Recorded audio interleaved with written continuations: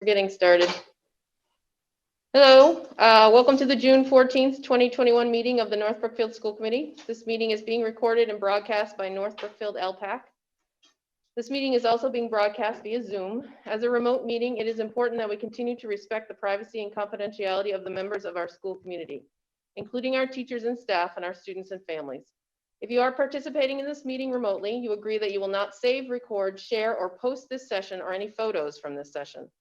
We also agree that we will not save, record, share, or post this session or any photos from this session. If you do not agree to these rules, please disconnect from this session now.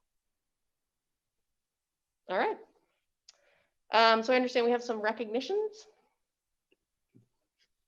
Oh, I'm sorry. Whoops, I forgot. Mr. Ryle had a request, and I forgot about that. I pledge allegiance to the flag of the United States of America and to the republic for which it stands, one nation, under God, indivisible, with liberty and justice for all. All right. So I understand we have some recognitions. We do. I have several staff members that I'd like to recognize. People who have been here and are moving on at the conclusion of this year. In no particular order, I'm going to start with Diana Ryan. Diana Ryan is the cafeteria manager here at the elementary school. She has been around for what seems like forever. She is the face of our cafeteria and has done wonderful work for all of her time here, but I'll speak for my last 3 years when she took on the food service director role and turned something that was pretty regularly, heavily in the red into something that was sustainable. Didn't necessarily make money, but really do school cafeterias make money? They often lose money. And Diana, over the last several years, has ended us in the black. But beyond that, her smile, her welcoming kids every day, welcoming staff every day, doing anything that's needed to be done is going to be missed. Well-deserved retirement, Diana. We have several teachers who are moving on. Stephanie Martin is our STEM teacher. Her husband got a job out in Minnesota and is heading in that direction. Monique Dubuque is a special ed teacher here for the last 6 or 7 years. Monique was actually the interim special education or director of student services for a year. Really helped us out. She's been our mentor coordinator. She had an opportunity in another district to become a team chair, and she has taken that on. Tiffany Klein is an adjustment counselor here at the elementary school. She's only been here this year, but she had a huge impact. Unfortunately, where Tiffany's going to be living in North Brookfield, the drive became undoable for her. So she needs to move on. Caitlin Perrin is our ELL teacher. She came on again this year when first year we had the position. We only need a few hours a week, given our population size. She got a job that is full-time, and no one can blame someone when they move on in that way. And then lastly, Mark Minucci. Mark's been our director of student services for the last couple of years. Has been a huge asset to our district. Has done a number of really positive things both here and in the community. I am really sad to see him go, but really happy for him in terms of his professional growth and opportunities that he'll have. So, it's with really happy feelings for him, but sad for us as a district. I say thanks, Mark, and good luck. So those are my recognitions. Well, it's a larger number than usual, but a lot of understandable people moving, people getting better opportunities. And Mr. Minucci, we really will miss you a lot. You're a wonderful presence in the school. So good luck to everybody, and always come back and visit. And then you can tell us how much you miss North Brookfield, like everybody else does. Actually, if you will allow me to indulge myself, I'm gonna do a recognition actually here. So, so I want to take a few minutes to thank our staff and community for their support of our students over the past school year. This is probably, well, it was the most difficult year for, I imagine, all of us. I want to thank our food service staff for their efforts providing food to students, both take home and in the cafeterias. They always greeted the families with smiles when people were picking up meals on remote days. I want to thank our custodial staff for their work throughout the year. Their diligence in preparing the school before reopening and continued care of the buildings was and continues to be exemplary. I want to thank our office staff, both the staff in the main office, but also the staff in the central office. Their professionalism and friendliness created an atmosphere of community from the first contact families had from the school. I want to thank our nurses and our counselors. Our nurses took on a very important role this year, and it wasn't easy, but their care and concern for students and families was always front and center. Our counselors provided support for our students when they may have struggled through this very challenging year. I want to thank our teachers and paraprofessionals. I'm going to quote Mr. Canada here because I think he said it best. The positivity and enthusiasm shown by the staff and the way the school found a routine made the most of their time with the kids. They led by example and nurtured the natural adaptability of the students to make learning the focus. I want to thank our administrators for their endless hours supporting the staff and students. I want to especially thank Mr. Lin for his leadership. There were many difficult decisions that he had to make on an almost daily basis, but he navigated them with his trademark calm and good humor. I especially want to thank all of our staff for their continued dedication to students over the past 6 weeks. While their character, integrity, and work ethic was being questioned by people who have no personal experience with our school or understanding of what efforts were made during this extraordinary school year, or any school year, they continued to show up for students in the best ways possible. I want to thank our families for their flexibility during this year. They did the best they could to navigate the changes and support their kids. I want to thank my fellow school committee members, Debbie and Tim, but also former school members Elizabeth and Ruth for their dedication to the school and students. Their thoughtful approach to all the many decisions we had to make made it much easier to be chair of the committee.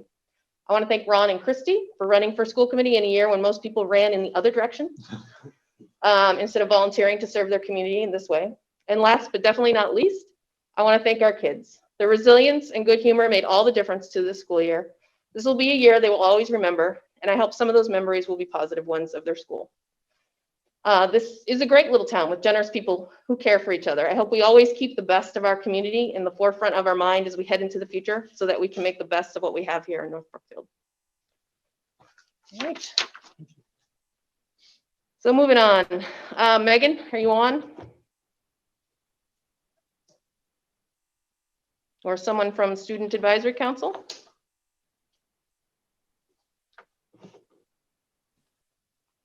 Anybody see her? Okay, can you hear me now? Yes, we can. We got you. Hi, Megan. Okay, perfect. Hi. So we have just a few updates. We had a busy last Friday. So last Friday we held our annual field day and class day at the high school. We started off our morning by watching a live stream of the seniors class day to watch them receive awards and say their wills. Then we headed to lunch and then to the planned field day activities. We asked each teacher to run a workshop that students would sign up for on Google Forms. Each student went to 2 workshops, and we handed out ice cream and drinks at the end. Student council ran 2 workshops, including a modified escape room and a scavenger hunt.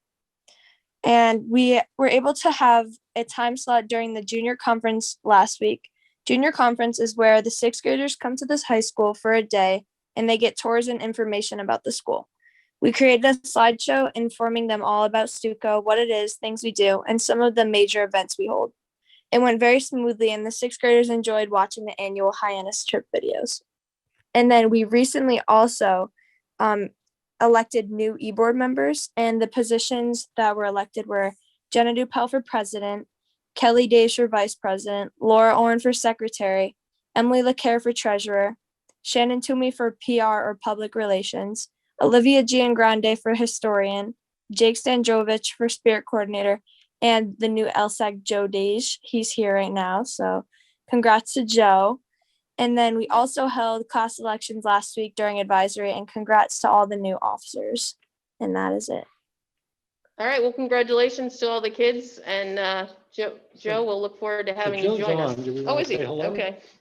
Joe, why don't you unmute yourself, bud? Oh, hi. Hi, Joe. Joe is going to be a ninth grader, and eighth grader. Oh my goodness, you're younger than I thought, Joe. Yeah. I look at you, I think you're older. So welcome. Joe is a tremendous asset to the school, great leader, and is going to bring a lot to the position. Joe and I actually had a chance to talk. Joe, can you tell the committee a little bit about what we talked about your role and how you want this to go a little bit for you? Yeah, I've been looking forward to next year expanding my role on student council by participating. I hope to participate a lot in the school committee meetings throughout the next year. Well, that's great, Joe, because I know Mrs. Omasta was looking forward to having a student council member join us beyond just the updates. So it'd be great. Thank you. Congratulations. And then from my end, I'd just like to thank Megan Bokus for serving as the LSAC student over the last year. Pretty interesting year to serve as LSAC, doing it through Zoom and all that you had to do and trying to report out on altered events. So Megan, thank you very much for your patience and stick-to-itiveness through this challenging time in this position. It is much appreciated by the committee, I think, to hear from students about what's going on. And your work was very much appreciated. You were here every meeting. It was just very helpful. So thank you. All right, and also thanks to the student council and the officers of the student council for all the work you did this year to help normalize a very different school year. All right, moving on to approval of minutes. Do we have any? We need a motion to approve the minutes in a second. I'll move to. Oh, go ahead. In a second.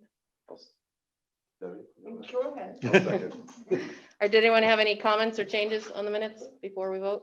I gotta have the one that Mr. Lynn took care of it. Okay, just a minor. And thank you to the person that writes them. They're well done. Yep, Stephanie does a great job. All right, all in favor of approval of minutes? Thank you. Thank you. I'm sorry, did the minutes change them from what we've had? Because if there was a change, it didn't come to the committee. Okay, so she asked that she be referred to as Mrs. Omasta as opposed to Ms. Omasta. So it was not a, Yeah, no, that's right. No, I just didn't know. I just wanted to make sure that. sure. We always, anything that's major, we would obviously bring to the attention of the committee. We felt that we could bypass that one.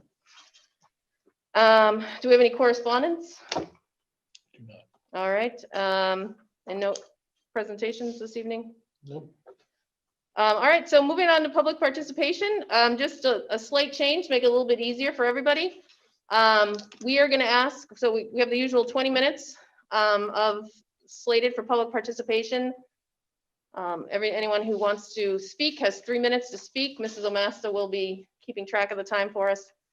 And if you want to speak, Mr. Canada is asking you to raise the little hand icon and he will unmute you. And if please let us know who you are before you speak. So if there's anybody.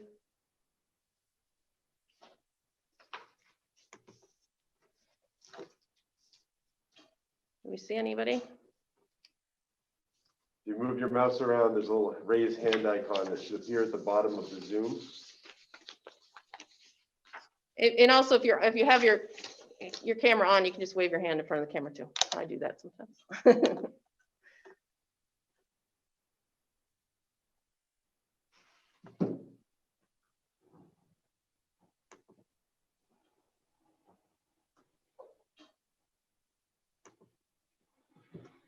All right, it doesn't look like anybody has any public participation today. All right. There was a comment in the chat. Uh-huh. We're really encouraging it to be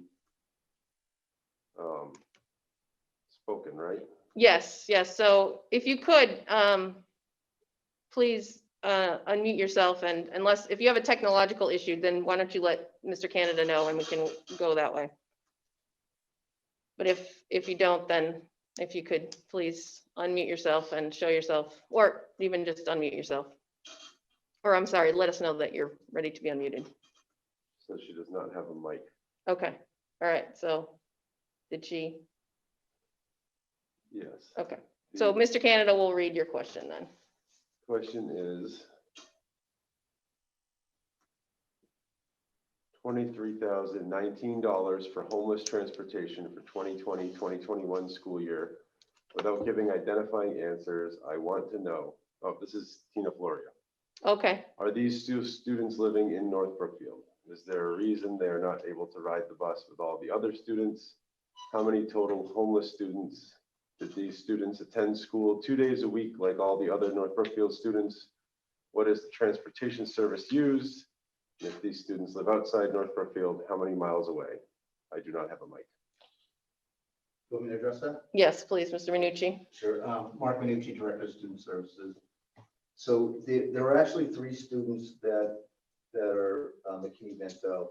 Can you explain what McKinney-Vento is, So please? they're considered homeless there can be a variety of reasons why they're considered homeless. Oh, can you explain what McKinney-Vento is? Yeah, so McKinney-Vento is an act it's the Homeless Act. It's the one that governs how we as a school district need to react to these students, how we deal with the students and families that are in this situation, how state and other agencies work with these families and really governs the rules and it sets what we have to do. So we have 3 students, and again, I do want to respect confidentiality, so I have to be very careful on what I say. But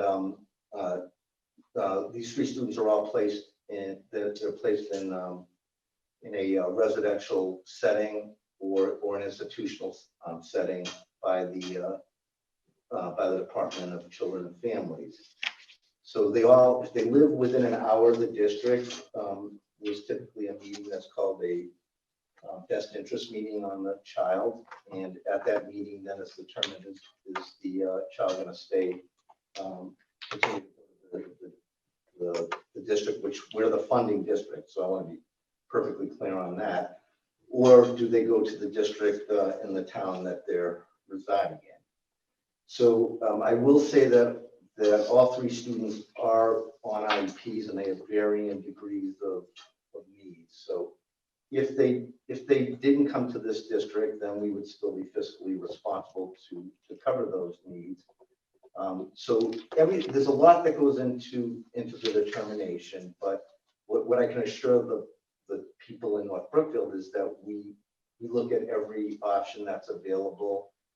We make our decision based on what is the best decision, and we look at all avenues, including fiscal avenues. So, for instance, if a student that's coming here and getting substantial services goes to another district, again, we have to pay for those. We also, for some of those students that are getting significant amount of services, we then don't become what they call programmatic, meaning that when we're programmatic, myself and the team decides what is the most appropriate placement for those students. When another district, including students that come here and are on IEPs, but those districts then become what they call programmatic, and the decision on placement is with those districts, and we lose control. I get invited to the meetings, and I have a little bit of say, but really that programmatic decision making goes with those other districts. So we factor in all of that. When we transport students, we use our own company, that's AA Transportation. And again, we're looking at every rock and turning over everything before we make those decisions. I think the other thing to add is that this is a fluid number of students. It can be 3 today, but it could change tomorrow. It could be more, could be less. It's nothing that's really in anyone's control. Most of all, it's not out of the student's control, unfortunately. So it depends on what day you literally ask, that number could change. It is an unpredictable number, and McKinney-Vento is that federal act that governs how school districts need to support students who are determined to be homeless. And also, I would like to add that these would probably be considered some of our most vulnerable students. They could be, but they might not be, but yes, they could. Well, I guess if you're categorized as So, homeless. so I mean, and Yes. that's- I would well, think you're right, I mean, vulnerable. but also though, I mean, if you look at the overall needs thing, and again, though, without getting into detail, it really depends on what those needs are. Right. But a lot of this is predicated by both federal and state It regulations. absolutely is. Yeah. And so we, as the district employs attorneys, and we consult with the attorneys. It's not made in a vacuum. It's a decision that a lot goes into. We also, I also run scenarios through, we have a cohort of people that are in the same position as me in this whole area. So through, like, I have my own listserv. Right. But I also talk to other directors on a regular basis. So we're running these scenarios through them. And there was one, and so these are students that are considered residents of the district. I think she asked that as well. Mhm. Right, so it's, oh, go ahead. Just said thank you for the clear answer. Very helpful to understand the how and why. Super. And I would say too, though, like the one of the things is that I know Mr. Lynn just announced, I'm here for another month. That I'm here every day. People can call me and ask me questions. And I would encourage them to do that. I'm open to that. They can call and have a discussion with me. I'm here all the time. I'm a person that looks things straight in the eye and tells it like it is. So they can call me at any time. That's fine. Sure, thanks, Mr. Minucci, for Yeah. being available. Is there any other questions or anyone else looking to participate before we move on? I do not see any hands raised. I do not see any other comments in the chat. All right, so we are gonna finish up with public participation and move on to school committee reports. I believe Mrs. Omasta has something you'd like to share with us. I do, and it is also 3 minutes or less. Very good. So I had asked earlier in my tenure to have the voices of the students, because that is important to me. I have a child and that's what fills a school. So this is my statement. Let me start with my thoughts about the town meeting held on June 4th. It was really nice to see so many people attending the meeting and invested in helping both our town and our school. It's important that we find a way to work together. It's also important to never stray too far away from the reason why school is so important, and that's the students. I'm going to read a few statements that I received from students when they were worried about losing art, music, and foreign language. I asked you to listen to their voices. Beckett, 1st grade. I love music because Where the Green Grass Grows is the best song ever, and Mr. Fisher is my favorite. Logan, 5th grade. I love art because it's really fun. We get to use online things we would never learn about without art class. I like blending colors and I've learned a lot, and our art teacher is funny too. Emily, 1st grade. Music gives me a break in my day. Music and art make school fun. Lucas attends preschool. He loves his teachers, his friends, and the morning meeting. Lucas said, Mrs. S teaches us letters, games, and she reads us books. We just had our caterpillars turn into chrysalis, and then we were letting them go as butterflies. I want her to be my teacher forever. Jenna, high school. My name is Jenna, and I am the new president of the Student Council. What I love about Student Council is the ability to collaborate, inspire others, meet new people, and learn how to be a better leader and person in the future. Student Council brings me so much joy, and I have learned much over the years. Emily, high school. What I love about Student Council is the compassion and willingness of our student body to make our school a better place for everybody. Student Council is the heart of our school. 7th grade student. I'm in the 7th grade and found out that I love and want to study French after taking Intro into World Language. Miss Rose is a great teacher. Buddy, 5th grade. I love everything about music. Campbell, 2nd grade. I love doing art and I want to be an artist. I like to go to art to learn new things. And Aiden, first grade. I love art because I can draw animals and dinosaurs. As I close my statement, please take a moment to think about your own elementary and high school experiences and the joy it brought to you. It is our responsibility as a community to provide this to our youngest citizens of our town. Thank you. Thanks, Mrs. Omasto. Any other comments or anything, school committee? All right, so moving on to financial reports. All right, so this is the last one of the year that the school committee will get, and we actually did this one ending date of June 8th. We tried to pull it as close to this meeting as possible so that you would have the most current version of where the budget stands. And there's a companion document to this that's in your packet. Kind of an end of the year remaining document. And kind of to go to the bottom line, currently left in our district lines is $862,378.41. That's the remaining funding for the remainder of this school year as of June 8th. The companion document gives you some real numbers and some estimated numbers. For example, the payroll portion of that totals $890,748. That is for every single employee remaining between now and the end of the year.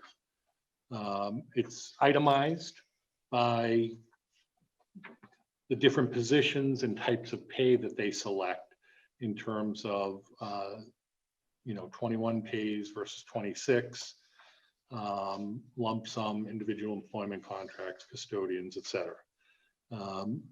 So then there are other expenses that are still either coming in or have come in and we haven't expended them yet. For example, transportation. We still have another payment in transportation, both for regular ed and special ed. And we do have a small athletics transportation with girls softball. We do have remaining special education tuitions and services to pay off. Those are invoiced and will be paid. Utilities, telephone, internet, electricity, oil, gas, water. Those are, in some cases, they're actual invoices, but in most cases, they're estimates based on previous years. We tend to use the previous year, but we did not use last year only because everything was closed down. We didn't use nearly as much water or oil. So there was some of the charges that we've got were altered because no one was in the buildings really. So we went back to 2019, which has been our process over the years. We have, as I mentioned, or as Mr. Shaw mentioned in his last report, we have a couple of HVAC and plumbing issues that popped up. The air conditioning in the high school library, some type of condenser motor or something went. I'm not sure exactly what it is and what it does, but it's being repaired. We had some plumbing issues that they're addressing as well at the high school, and that figure is pretty accurate, although we're waiting for one more estimate for another part. We do have some legal fees coming in. Again, this is an estimate because at last check, our legal folks had invoiced us through March, so we still have a couple of months. And what were those fees related to?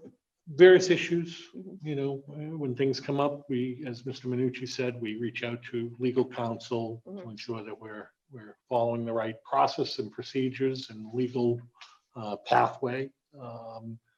We have a number of other expenses, some office supplies, Edgenuity, and PD. PD is course reimbursement. Teachers are eligible in their contract for various course reimbursements. These are the ones that are on the books right now, waiting for final grade reports and things like that from the teachers.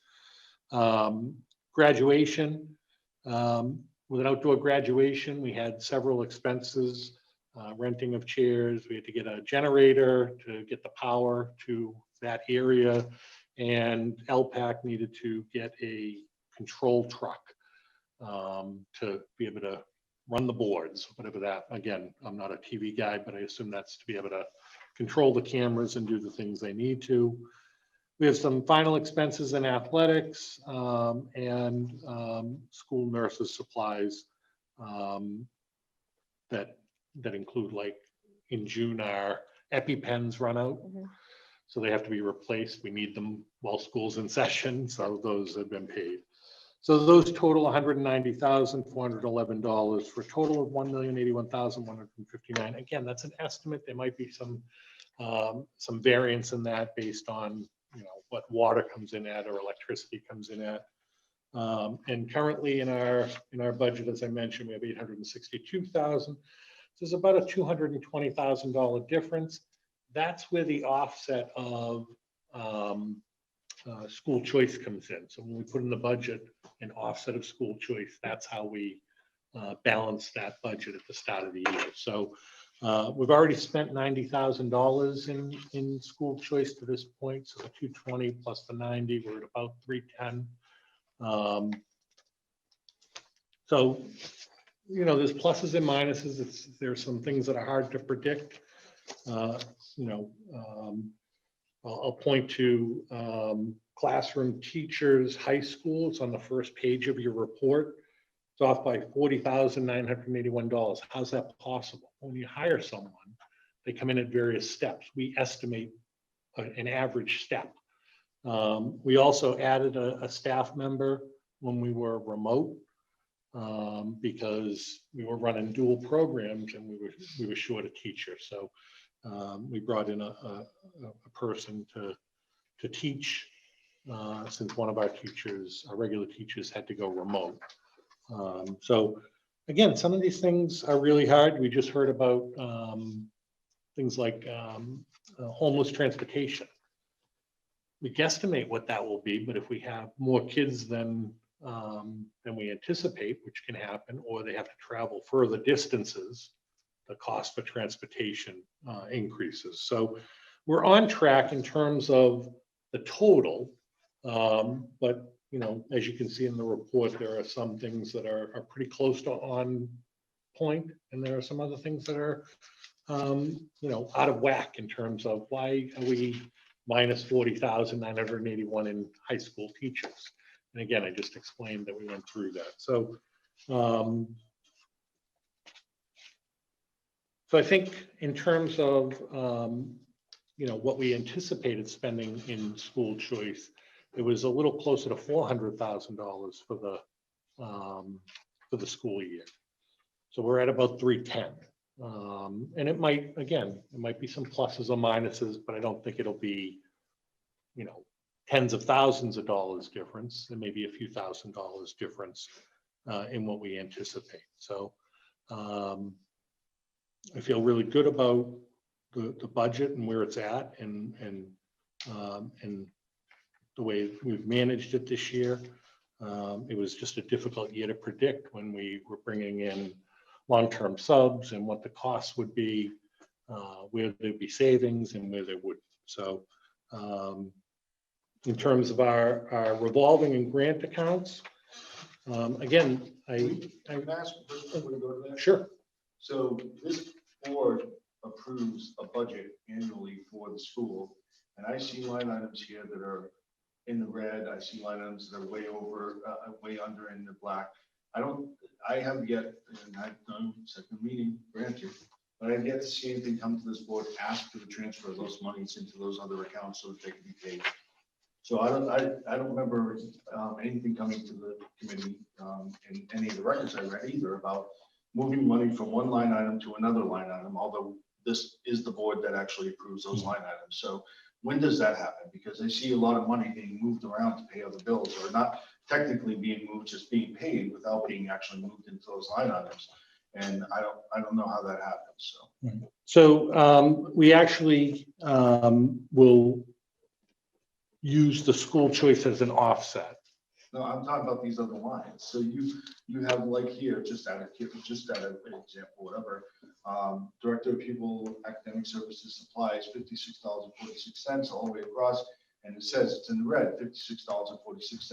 Well, that account is in the red, so that money needs to be paid out of something. It was paid out of some line item, whatever line item it came out of. Right. Something else didn't get $56.46. Right. So that should, if the board approved a line item saying that he should get, whatever, shouldn't have had anything in it, because it looks like it should have been zero, and yet the money was expended, this Right. board should approve that. It should approve the movement of that money into that line item so it can be paid, correct? Right, so through So the that's what I'm warrants, asking is when does that come to this committee for its approval? so the warrants are put forward, and it requires 2 signatures from the board.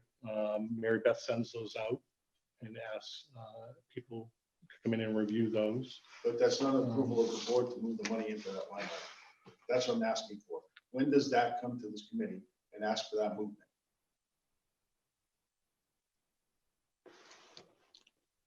Because you presented a budget. So I to think this what committee. he's asking is that, so Right. we don't, that doesn't typically happen, that the board approves the money moving from one account to another, because that would be extremely onerous. And I also, am I correct in that that doesn't have to be approved, each moving things? Oh, I think it does. I think it does. This is the board that approves the budget, the line Sure. item budget. The Uh-huh. town doesn't get to approve the line item budget. This board Right. represents the town in doing that and representing the line item budget. So we're the only ones who get to approve that line item. And if the line item is changed, that should come back to this committee to approve. So you want to approve every week, every month, then we have to sign the warrants every 2 weeks. So then we're gonna have meetings every 2 weeks to approve moving line items? If that's what we have to do in order to make sure that we're representing the townspeople in the process of this budget, yes. So, That's not my preference. My preference would be that we stick to the line items that we have, and if something goes outside the line item, then that gets presented to this committee for its approval prior to it being paid, prior to it being expended. That Okay. would be my approach, because that's what the town does with their budget. They don't go out and spend out money that they just don't have. okay, so it's not true that we don't have the money? We It's, didn't have it in that line item, and it wasn't approved to be expended in the line item it's Okay. being expended. so you know what? I can see that this is an issue that Mr. Ryle wants to speak to more, and maybe we need to have a further discussion about this at a later time. Maybe you and I and Mr. Lynn can. No, I think in public forum is the right time to have it. Well, no, I don't think that it's not the right time to have it. What I'm saying is that I don't think we can make that decision to decide to have 2 meetings a month right now, or I'm not to, asking for that. I'm asking for approval. Well, yeah, of movement of sure. money from one line item to another. I'm not asking for a second meeting. but if we have to pay warrants every 2 weeks, So then we shouldn't be spending money that we haven't gotten approval from the school committee to spend yet until we get that approval. That's all. okay, so I understand what you're saying, and I appreciate you sharing your opinion. And I am not opposed to what you are saying. I think what I'm saying is to change our process a little bit. What we probably need to do is figure that out, and then we can come back. Okay. Okay? Is that an acceptable response? All right. Did you guys do that when you were on before? I believe we got line item changes throughout the year, but we didn't have, I think we got Did you more. approve from one line item to Yes. another line item? You did? That's my understanding, yes. It's my You were on recollection. it. Well, that's my recollection. I mean, Okay. it's a long time ago. So Oh, I know. I just didn't I know. did it at Bay Path, I know that, we did it there, and I remember doing it here, but I don't remember every line item, but that's my recollection. So, We don't do that at the senior center. We just sign warrants and it's just the same. It's a representative sampling. I can only speak to in my previous district, we didn't do that either. And I'm not saying that it shouldn't be done here, I'm just saying that there are. Well, I think it's something that, why don't we do a little research, Why don't and we we do can, that? Yeah, and we let's can, find out. and talk about it and see what's the best for us. I mean, I've been on the school committee most recently now for 4 years, and it's, not something that we've ever done, and but, certainly it's something we can look at, research, and see how it's done typically by school districts. All right, any other questions or comments about the financial report?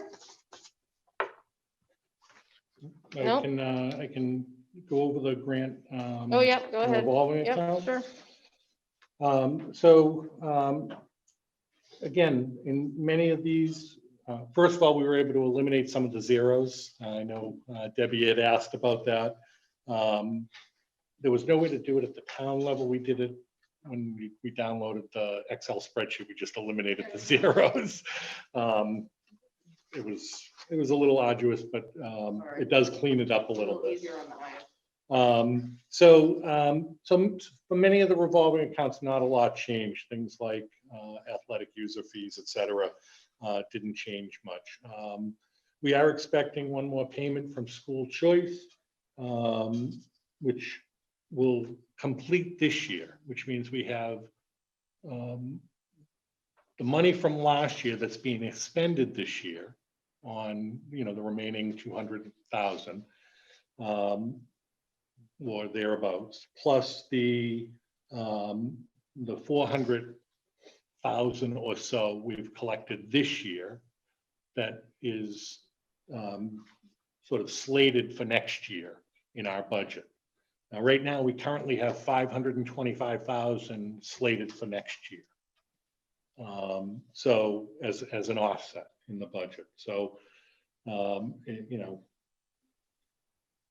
we have about, I want to say about $800,000 slated or already spent, for next year and for the remainder of this year, which will leave us, I'm going to guess, because I don't know what the last payment will be, around $150,000. Now, in talking to many of my colleagues, they try to stick between that around $100,000 bumper in case you get a huge student need that comes out of nowhere, that you have a little bit of a cushion.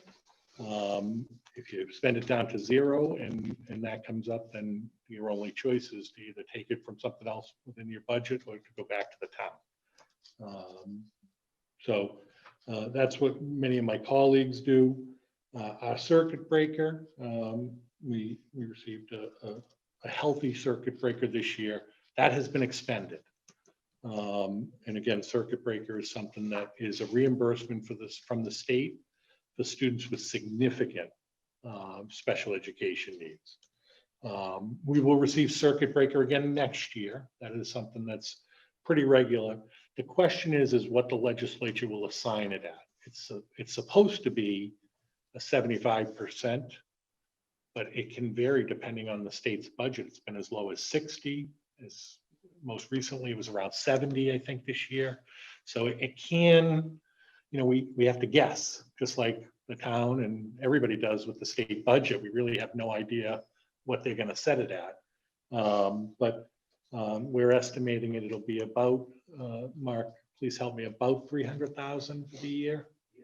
Based on, it's going to be close. It's a guess based on the I mean, percentage. to your point, though, it really depends on what the overall state allocation is. Yeah. And the percentage. An area that is in great shape is our preschool revolving account. People have been paying their tuitions. Mary Beth and Melody in my office and in Mark's office have done a great job working with families. Again, we have an offset put in the budget for next year for that. So as they pay tuition, we have funds. We have an offset this year. We'll have an offset next year as well. Let's see. And then lastly is just our state and federal grants. Again, these are grants that come in. They're entitlement grants. They come in every year. Title I, Title IIA, Special Ed, Title IV. These are entitlement grants that we get pretty well. We get them every year. It's just some of the amounts will vary. Again, we use those as offsets. That's part of those offsets that you see in the budget. We're paying things as we go. And again, these are all estimates as to what various items will cost that we're making a year in advance sometimes. So, this year was rather challenging because some of the things we planned, we either couldn't do, or we had to do something different, just based on the model of instruction that kind of hit us and then changed as we went through the school year. But I think they're in very good shape in terms of that. And then lastly, we have our pandemic relief funds. This week we'll be applying for ESSER 2 and ESSER 3, which are sort of the next pieces. ESSER 2 is already in next year's budget as an offset. So we'll be applying for that. It's $255,000 plus an additional $10,000 the commissioner put in to every district to support social emotional learning. And then ESSER 3, I shared with you last time, is around, I forget the exact number, about $550,000. We do not have that in next year's budget at all. It is good through FY24. September 24, Mrs. Powers? Yes. September 2024. My hope was not to use it at all in next year's budget because we have an awful lot of one-time expenditures in the FY22 budget. And if we can use those funds to support the budget in 23 and 24 for some of those one-time expenses, I think we'll be in better shape. But overall, again, things are in pretty good shape for the grants and revolving accounts. We have a number of, we'll be getting our allocations in July for those entitlement grants, Title I, Title IIA, Title IV, and special ed grant. They don't vary too much year to year, but they do vary a little. So we use the previous year as the guesstimate. And then we have to adjust if it's more, that's great. If it's not more, then we have to adjust what we were going to expend or find different funding. So. Any other questions?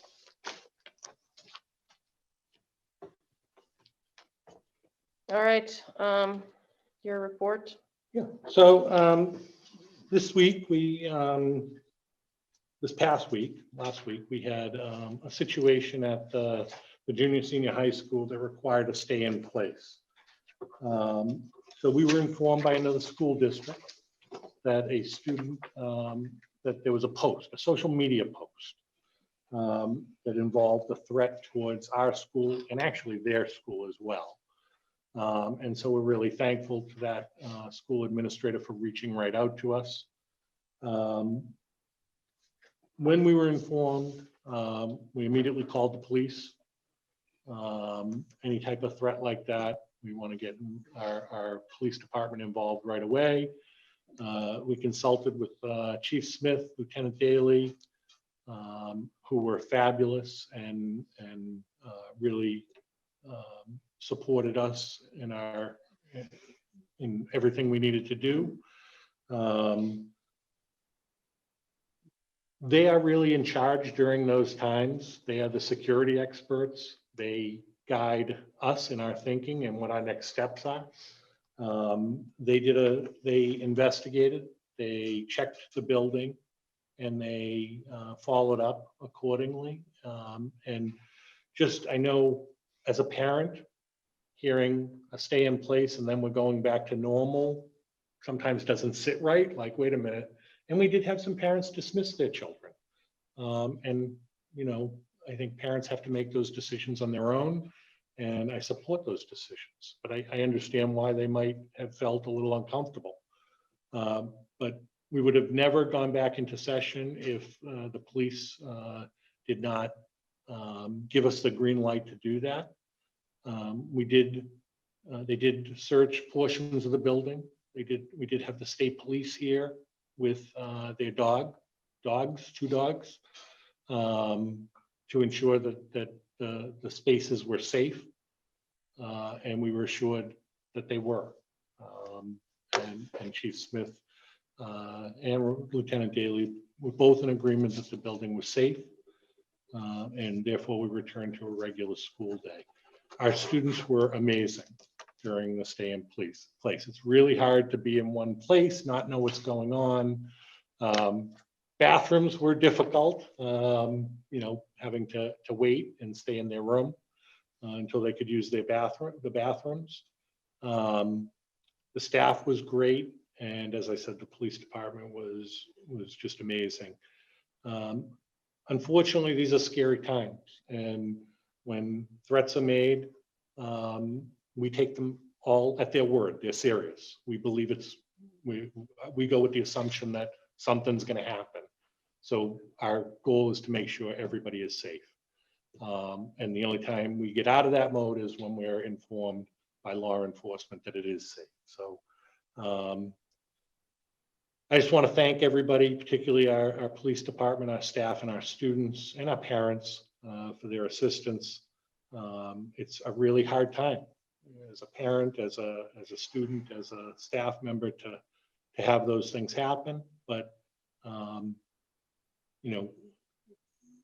I'm really proud of the work that everybody did, and then got back to business. I did make an announcement to the students, regarding what had occurred, so that they would have a sense of what happened. Obviously, we can't do that during the situation.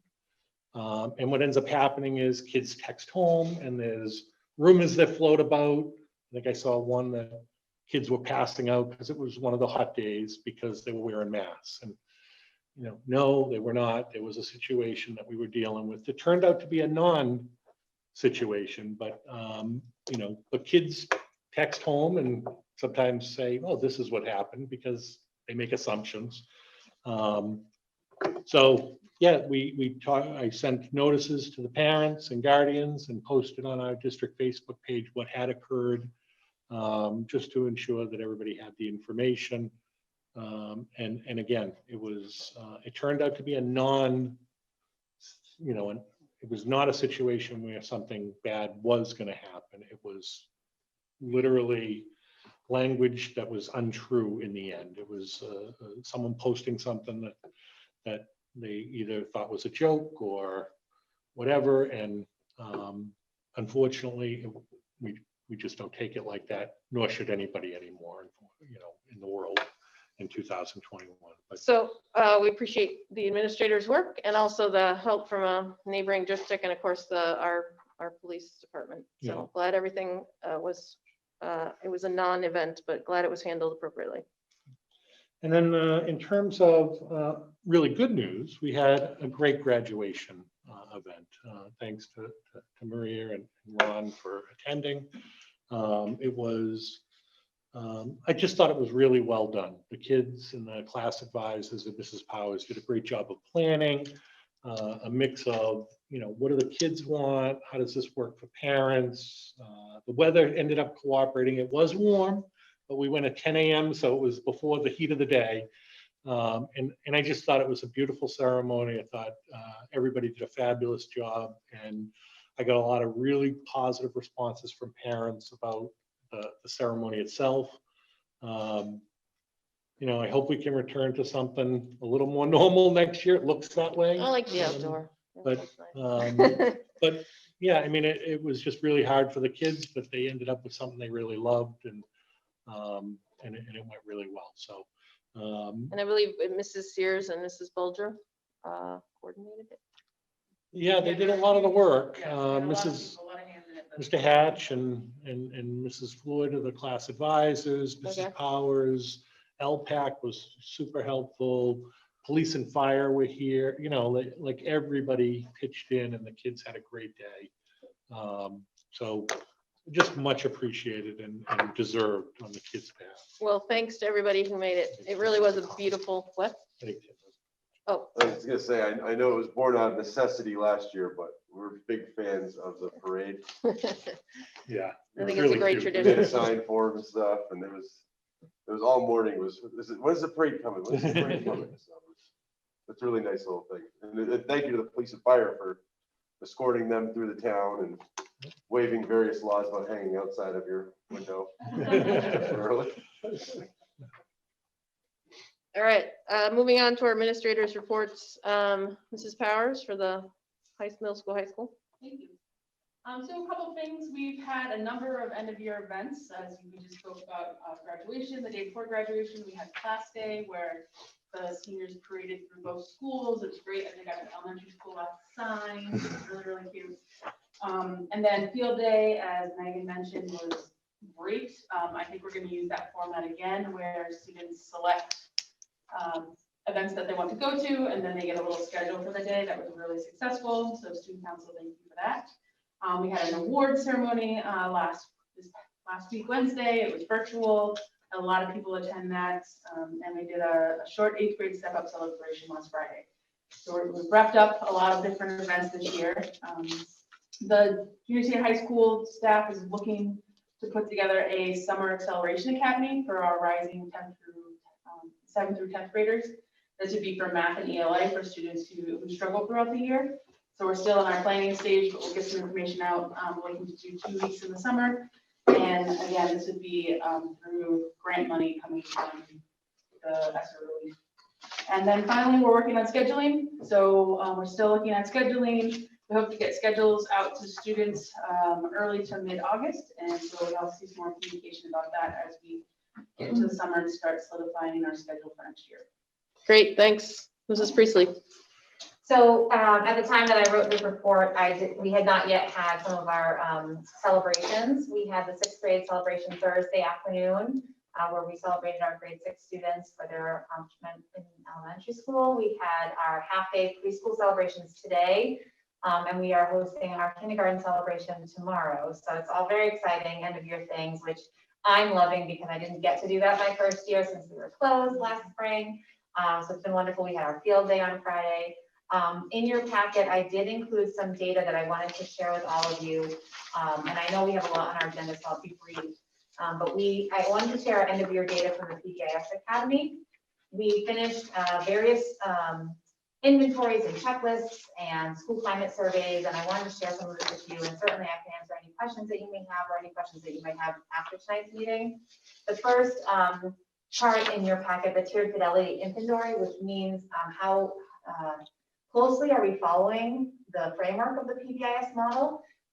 The PBIS Academy maintains that 75% is following with fidelity. So as you can see, we are between 40 to 60% in our different categories. So we are well on our way to adhering to this model with fidelity.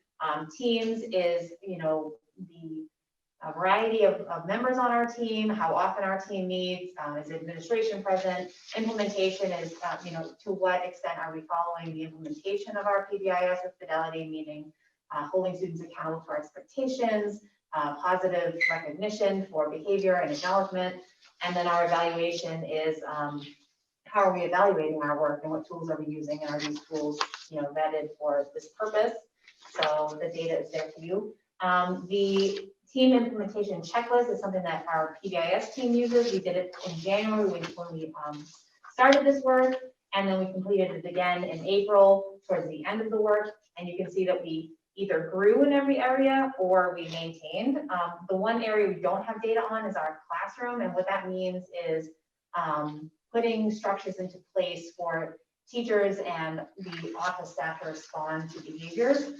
We don't have a formalized system yet as far as level 1 behaviors, level 2 behaviors when students are not showing desired behavior. So that's our next step for next year. We're really kind of working on that piece.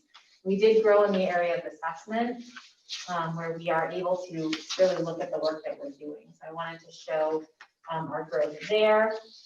The school personnel school climate survey. So we had our staff give feedback on just their opinion of how things are going as staff. Overall, you want to be anywhere between a 3 and a 4. 4 is, the most positive you can get. We're at a 3.24 for staff connectedness. All of this is very positive. Our lowest piece here is the parental involvement, and that actually speaks to one of our goals on our PBIS action plan, which is to put more structures into place to involve our parents and guardians and our community at large. So that's one area that we feel that we have not really made an effort in. It's, just being in year one and doing all the tier one stuff in the building. Our next step is to start to involve the families. So we have a lot of Would- really exciting ideas about that. Wouldn't that have been impacted anyway by the, Well, COVID would have impacted it, just the pandemic, the nature of the pandemic, for sure.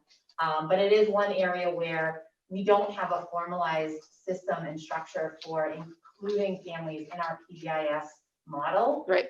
We certainly do when it comes to academics and Right. and those areas, but Mhm. when it comes to STAR behavior and recognizing those expected behaviors, we really want to start to bring in families. So that's an exciting move. Can you just tell me what the acronym is? Like, I know. Oh, from the absolutely. parents I'm side, sorry. The Starbucks. but Yes. I've been trying, I just. Oh, can't figure it out. absolutely. I'm sorry. I shouldn't assume. So, positive behavior intervention supports and systems.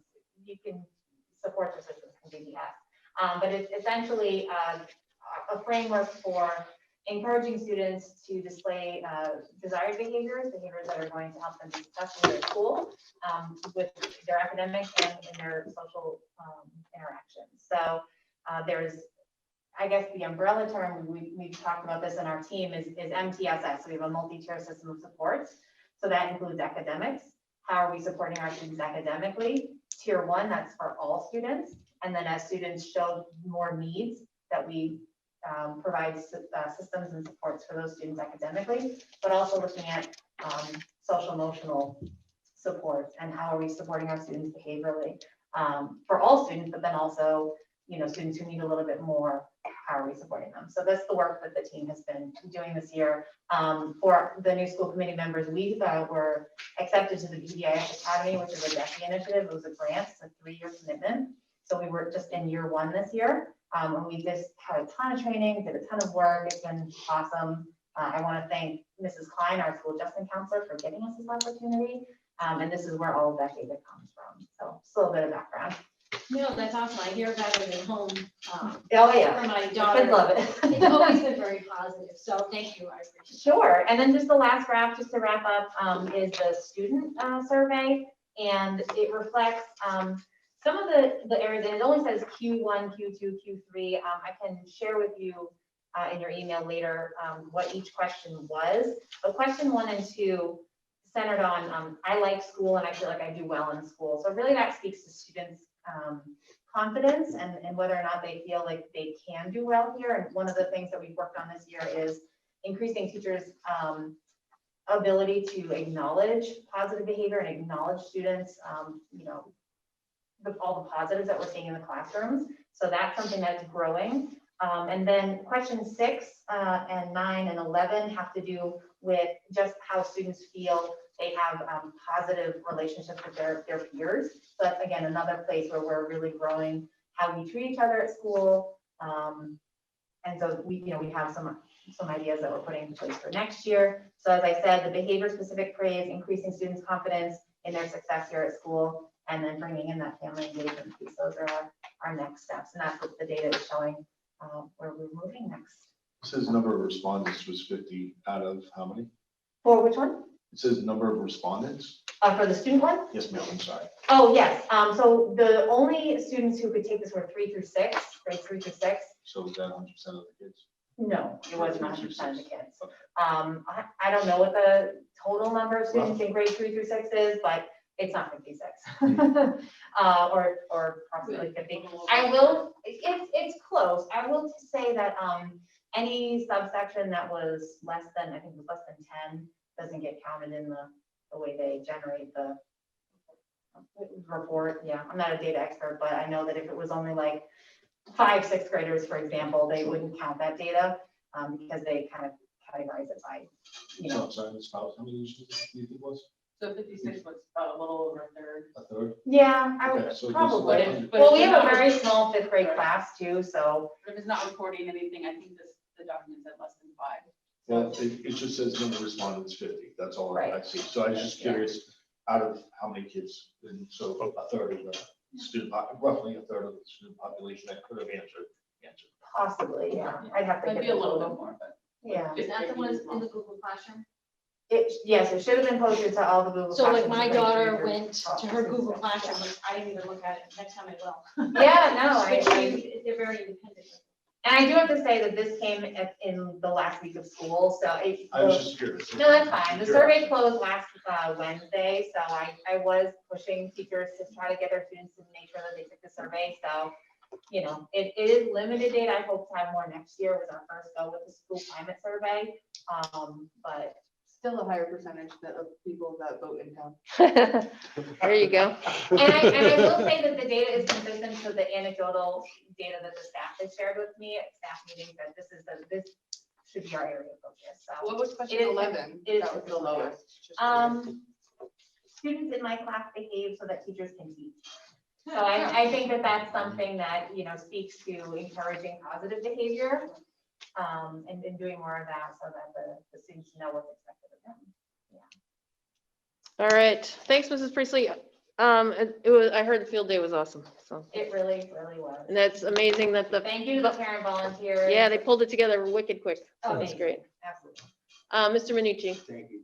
I always have MTSS and PBIS on my report every week. So first of all, So do I want I. to thank you for kind of explaining all of that. And I do want to say that we talked a lot about budgets and expenses, and these are the things though, and I want to tell the community this, that if we have a strong multi-tiered system of supports, it really does drive down costs, because you don't get the amount of special education referrals when you're doing all these things ahead of the curve, when you're having the supports to everyone, not just students that are on an IEP. So I want to thank both Jean and Sarah, because you really spearheaded this, and it's an important initiative. It's something that really will change the dynamics, will help the district bring down costs and keep costs in line. So thank you for that.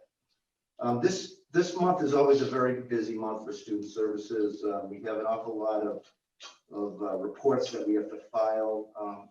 In particular, over the last couple of weeks, the ones we're working on, we finished the special education school choice increments, and that was filed and accepted by, it says review here, but they did accept it on Friday of this past week. I also want to thank Maria and Rich. We had to put together the special education program plan statement, which will go on our website. That's something that DESE requires. We were in the second cohort, and we had to have it done for this month. And thank you for going over that document in detail. We did submit it. It was approved. And tomorrow and Wednesday, and hopefully tomorrow and Wednesday, possibly Thursday, if I need an extra day, we'll be working on circuit breaker and sending that in as well. So I know Mr. Lynn gave you some preliminary numbers. We should have the exact numbers in just a couple of days. Extended school year, I did put this and leave this on. We still not got a school nurse. So again, we've explored every option. I do know that this year has been a particularly difficult year because I don't know how else to say it. And again, I mentioned it earlier. I talked to all of my colleagues in the area that we're all in the same boat, and even some outside that, teachers, staff, they want a vacation this summer, and it's been really difficult. That being said, we put together a really strong and robust summer program, one that I think that the town can really be proud of, and one that will help serve those students that we're not only mandated by their IEP, but they also need those services. And last thing that I'll go over is that we did, thank you, Jean, for allowing us to be part of your field day, because that allowed us to get in some of our special education, Special Olympics, I should say, field events that we would normally do in a quote unquote normal year. And the last thing I just want to, this is going to be my last school committee meeting. I want to thank the school committee. From the get-go, I felt really supported. I felt that when you needed to ask me questions, you asked them. You asked them in a fair and upfront way, and I appreciate that. I appreciate all the efforts that you guys put in. And I know you're taking time out of your busy lives to serve the school, but also to serve the community. And I want to thank you. Mr. Lind has been nothing but upfront with me and been nothing but supportive since the very beginning. And I want to thank you, Mr. Lind. My fellow administrators, we have two that aren't here, but you guys have been remarkably supportive, and I appreciate, again, our chats, our banter, I mean, you're telling me exactly, what it is I need to do, and both of you have been, again, a really good compass for me the last couple of years. I appreciate that. I want to thank the parents too. Maria said this, and I agree. You have a great community here, and I get parents that call, and it is good because they thank me for things. I get parents that have questions as well, and that's fine. That's why I'm in the job. But they've always been cordial, and I've never had anyone. Well, I can't say never, but I've really had anyone screaming and yelling at me on the phone. And I appreciate the parents here. They really do. They care about the community, and they care about the students. And you have really good parents, and I want to thank them. And mostly though, and what I'll miss the most in this community is the students. You have great students here. You have terrific students here. Today every day last couple of weeks of the year, we have celebrations, and it's just really nice. I mean, seriously, it makes you feel like a rock star. You go in, they're all happy to see you, and they go crazy. So thank you. I appreciate the opportunity, and I wish everyone nothing but the best of luck. Thank you. Well, we're going to miss you, Mr. Minucci, but best of luck. And where is it that you are going? West Springfield. West Springfield. We'll tell them that they're very lucky. Thank you. All right, Mrs. Powers, for your teaching and learning report.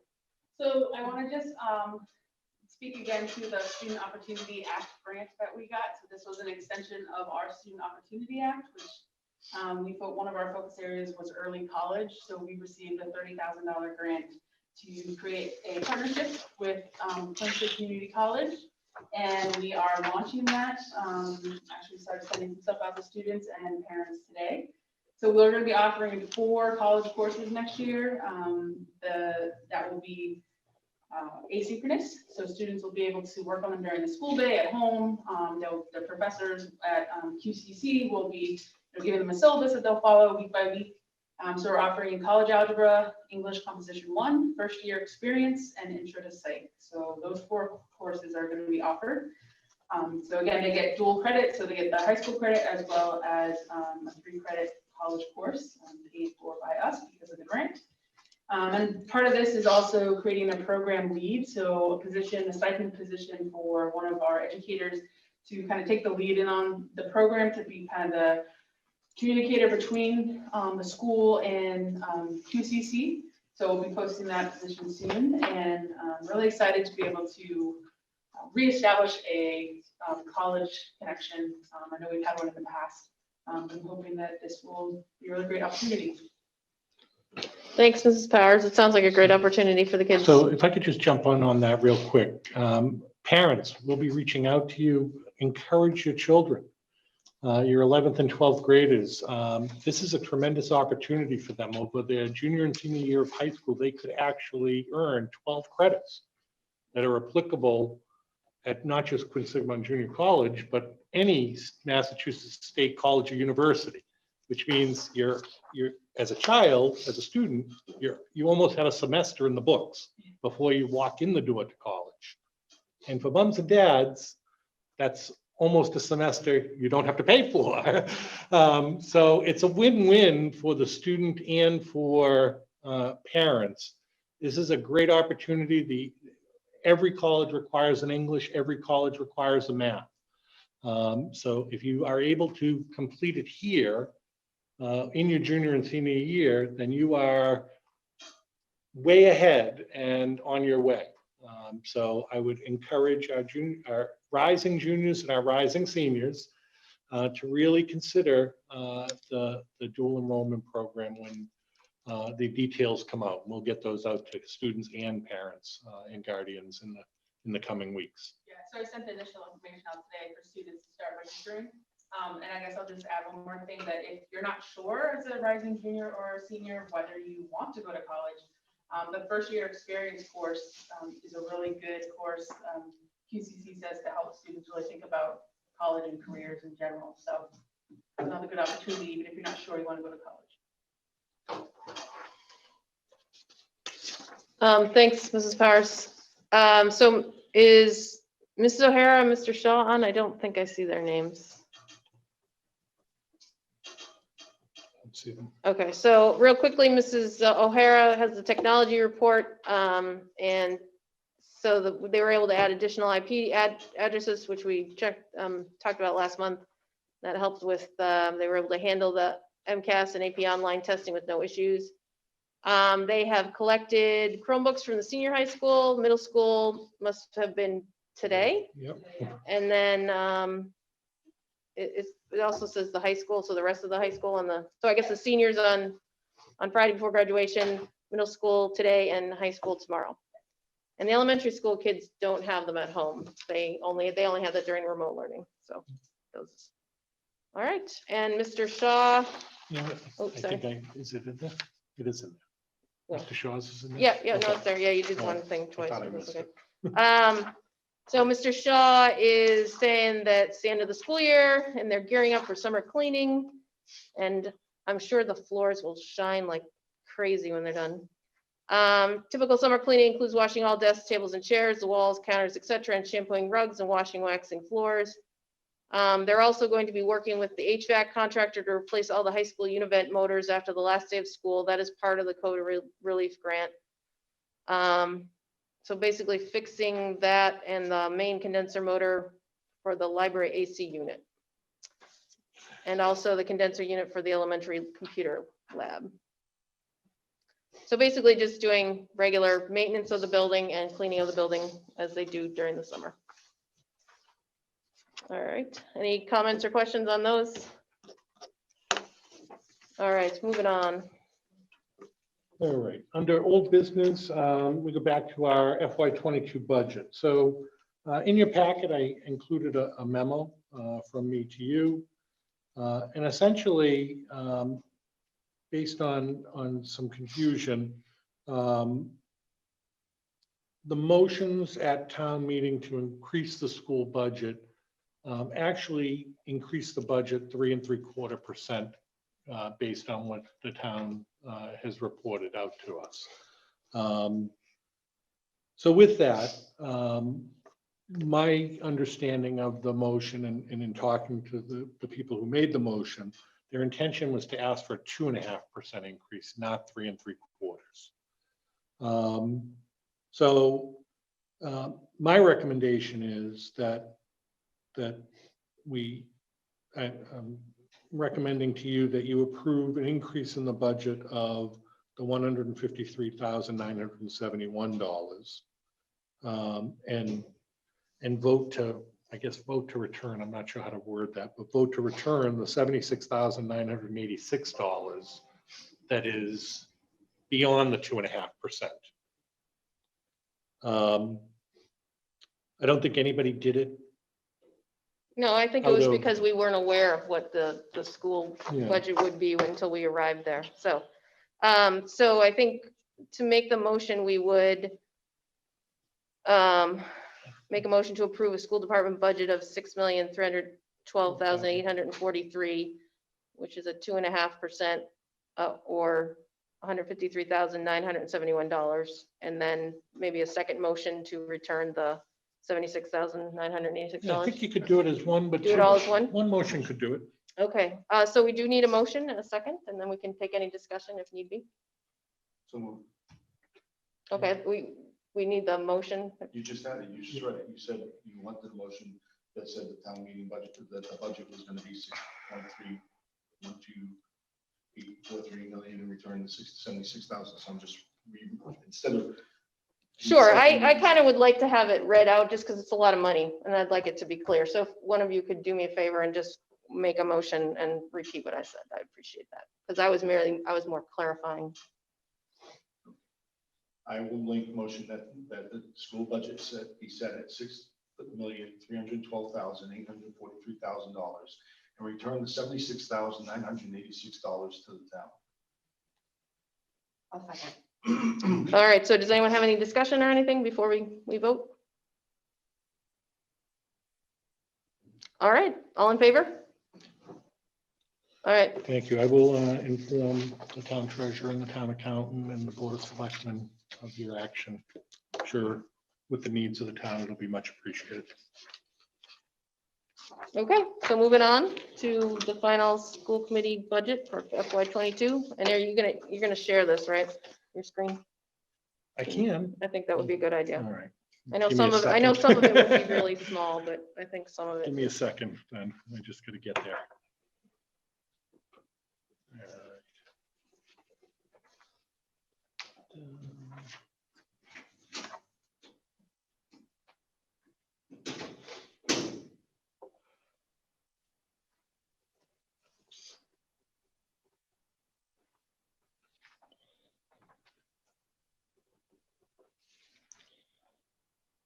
All right. Share screen.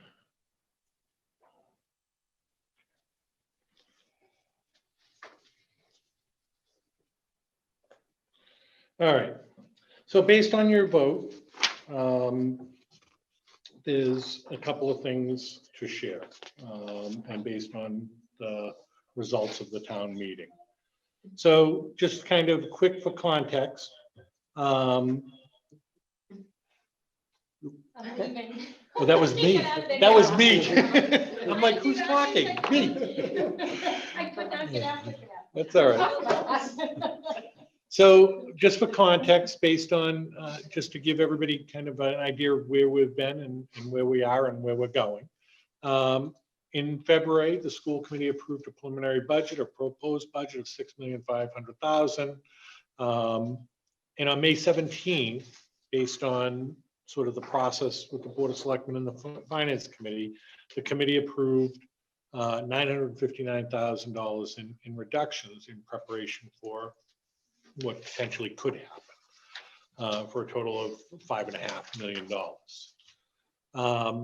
To that end, these are the reductions that we presented, and the This school is really committee small, approved. but we went over it last month, so. Anyway, sorry. Sorry. I wanted to fit them on one page, so we weren't going too far. But, the total again was the 959,000. It involved any number of programs, including kindergarten, preschool, art, music, STEM, world language, athletics, just a variety of things. The Board of Selectmen and FinCom budget history in early to mid-April, April 13th, they presented publicly their first budget, which had us, the school department decreasing by $1 million compared to FY21. In early April, early May, May 5th, that increased about $500,000 or $500,000 increase to the school budget. That is the budget we made our reductions on. That's why that arrow is there. Because we had a $500,000 reduction plus $350,000 increase in the proposed budget. So we were kind of planning for about an $850,000 reduction potentially. On May 27th, the FinCom and Board of Selectmen released another budget that had us minus 173 compared to FY21. And then on the night of town meeting, it was level funded. And I think that's where some of the confusion came from in terms of the motion. But so now where does that leave us? Where are we based on the fact that town meeting has a budget and tonight you've approved a budget? And I built this based on, my hope that you would approve the budget of a 2.5% increase. So we have our request of $8.1 million, the offsets of $1.2 million. We've gone over those a couple of times. And in your packet is actually the budget itself, and we can go through that if you'd like. In the past, we've again talked about using COVID relief funds, approximately $360,000, and a number of other rural aid grants as offsets, getting us to the $6.5 million. With the town meeting and tonight approved, school committee approved budget of $6.312 million, and FY21's at $6,158. That gives us the $153,971 increase of 2.5%. That's the context. So where do we go from here? Well, we have a our requested budget, or the school committee proposed budget of 6.5 million, and what you just approved and what town meeting approved of 6.3. So that leaves an amount to be reduced. We still do have to reduce some amount, and the amount is $196,825, which is better than $850,000. So to me, many of the catastrophic reductions we planned don't need to occur, due to the support of town meeting voters. And what we've done as an administrative team is try to develop a priority list of positions and programs to bring back, as we did RIF. I think it was 13 total staff members, who, all would like to know whether their position is going to exist or not. And that will depend on your decisions tonight, as we move forward. I don't think it will be as difficult, given the amount that we can bring back. This next slide covers what it's highlighted in green, what I'm recommending we bring back. Why don't you read it, because it's probably hard to read on the screen. All right, so on the top tier for us was kindergarten, both the teacher and the instructional assistant to get to full day kindergarten. This was a double whammy for us. Number one, most communities are moving to full day kindergarten, not away from it. And secondly, if we move to a half day kindergarten program, it impacts Chapter 70 funding, and we would only get half of what each student is worth in their total, sort of the way Chapter 70 pays out, because they would be 0.5 students. So that's at the top of the list. Next, we move to art and music. These are huge pieces, as Mrs. O'Master's piece represented. Many kids come to school for art and music. That's where their passion lies. It also provides us with an opportunity, because contractually we do need to provide prep periods for teachers. And so, if you're a third grade teacher, your kids go to art, that's your prep period. That's your time where you contractually have time to do planning and preparation and other things that teachers need to do. We're going to really have to think outside the box to make that be able to happen, because we're required to do it. Next on the list was the reading tutor. There's just no question that if kids don't learn to read by the end of third grade, the chances that they'll catch up are greatly reduced. Our reading tutor does and works with our Title I reading teacher to support kids who are struggling. And that, again, those are cost savers in the long run, because if kids don't meet those benchmarks, they often need extra support services for the remainder of their academic career. So that was third.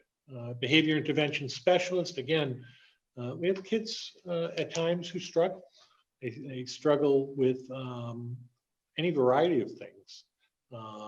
It might be due to a special education need. It might be due to an environmental issue, a family issue, a peer issue. And our behavior intervention specialist really supports students with those needs. STEM, again, we work really hard to grow a program that many districts are adding, and to reduce STEM would have really been challenging. Next is the preschool. We started a full day preschool program 2 years ago, and moving back to half day, I think would have been going backwards. As Mr. Minucci's report indicated, I don't think he spoke about it, but it is in his report that I think we have more kids than ever that parents want to bring into our preschool program. Next year, we're already fully subscribed. Which is great. So having the full day and the 2 half-day programs gives parents some options and provides us with opportunities to support kids in a variety of ways. The activities advisors, things like National Honor Society, class advisors, et cetera. That's how that's represented. Student council, right? Student council as well, yeah. Which I believe our student council has won multiple gold medals, hasn't it? They have, Yep. they have. The librarian, librarians aren't what they used to be. in schools. Librarians do a lot more than what they have. They are often more like multi-use teachers who work with a lot of students, not just on the typical librarian stuff, but also a lot of online learning and hands-on and real life learning. And Mr. Rigney does a fabulous job, and it would affect ultimately our NEASC accreditation. It did Which the is- last time we went through this. And the ask is what now? That is the accrediting organization. Okay. Foreign language at the junior senior high school, both Spanish and French is next on the list. Again, giving kids an opportunity to develop language skills beyond English is fabulous, especially the world that they live in. And then lastly, athletics. And it includes both athletics and athletics transportation, having a full range of programs, particularly next year when, again, assuming we're moving back to normal. The two that well, why don't I click on? So these are the bringbacks. That top item, the $535 are the items I just went over that are highlighted in green. Well, to get all of them, we would need to add an additional $36,000 in school choice funds or other funds. It could be ESSER 3. But I do think it's worth it, and given where we are based on the financial report, I think we can put the additional offset in to get all of those things back. I think it's worth it, and we're able to do it financially. The things that, just in language, again, rather than just charts and graphs, cover the same information. The two things that I did not put on there, one is the buses. This was a tough one because I know transportation is challenging for parents.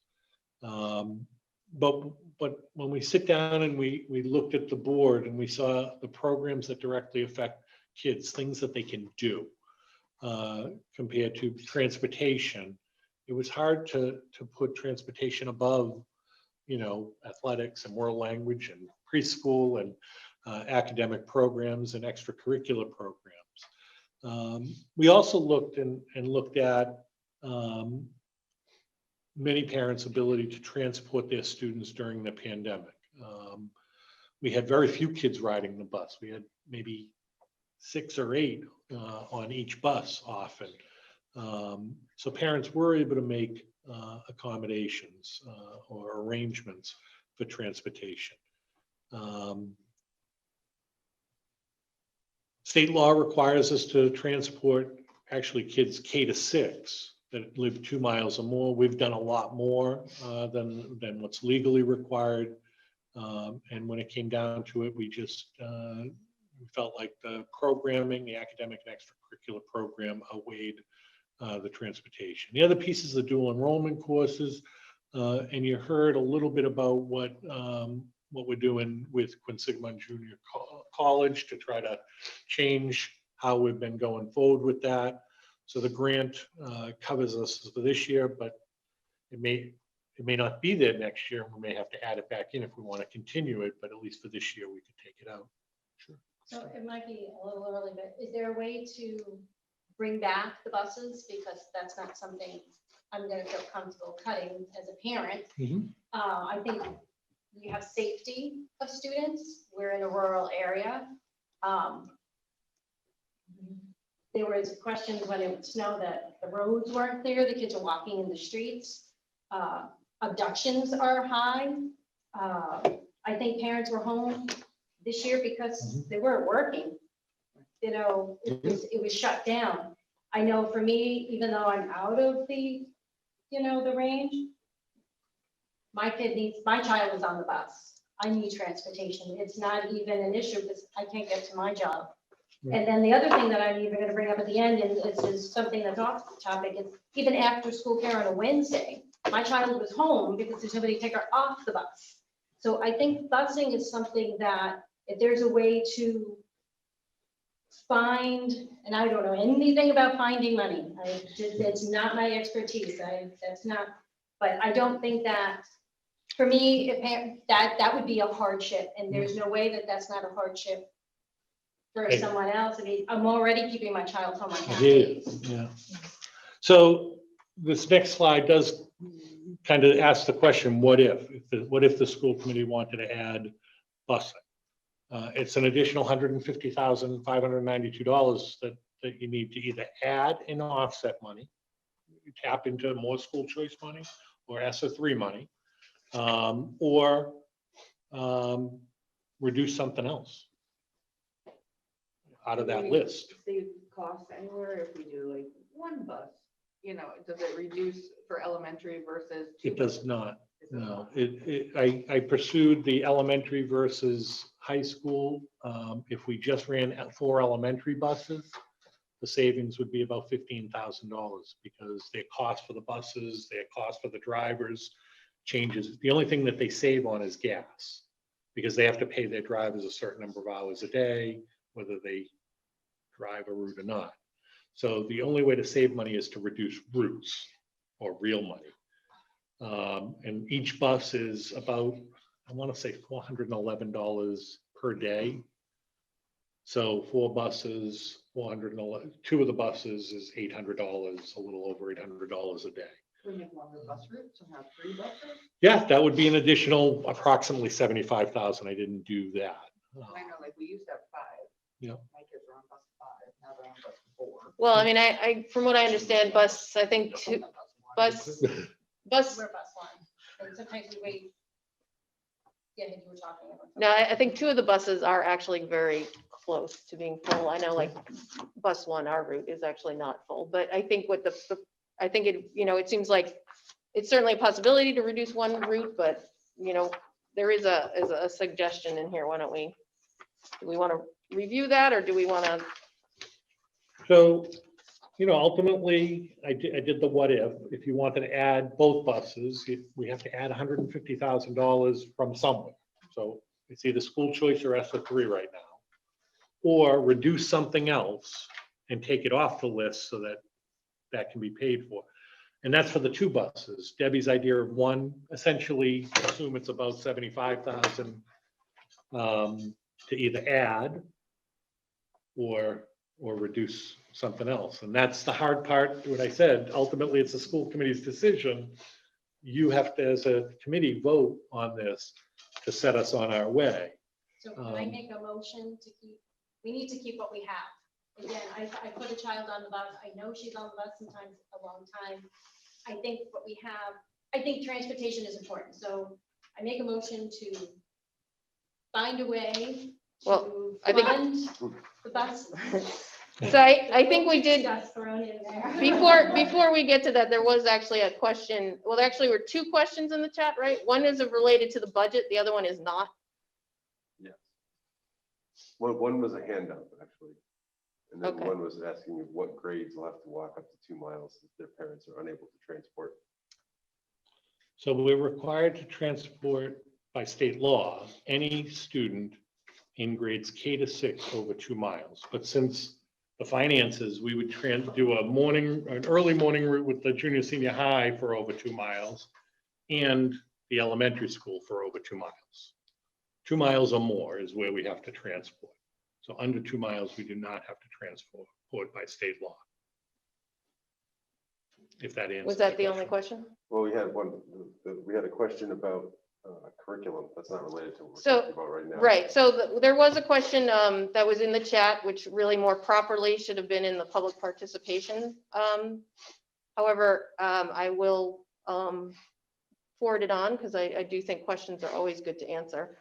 The question was, where can people access curriculum information? And my suggestion would be to email the principals to have conversations about curriculum information. And that's Mrs. Priestley and Mrs. Powers. And both of their emails are available on the website, but if you want to write them down, it's spriestley@mbschools.org and jpowers, POWERS @mbschools.org. And both of these ladies would be more than happy to have, because they're both curriculum people. Yes. And they would love to have a chat with parents about curriculum. But getting back to, You have a hand up too. Oh, and a hand up, That was okay. actually came up during. okay, so one more presentation. question about the budget, I believe. Uh,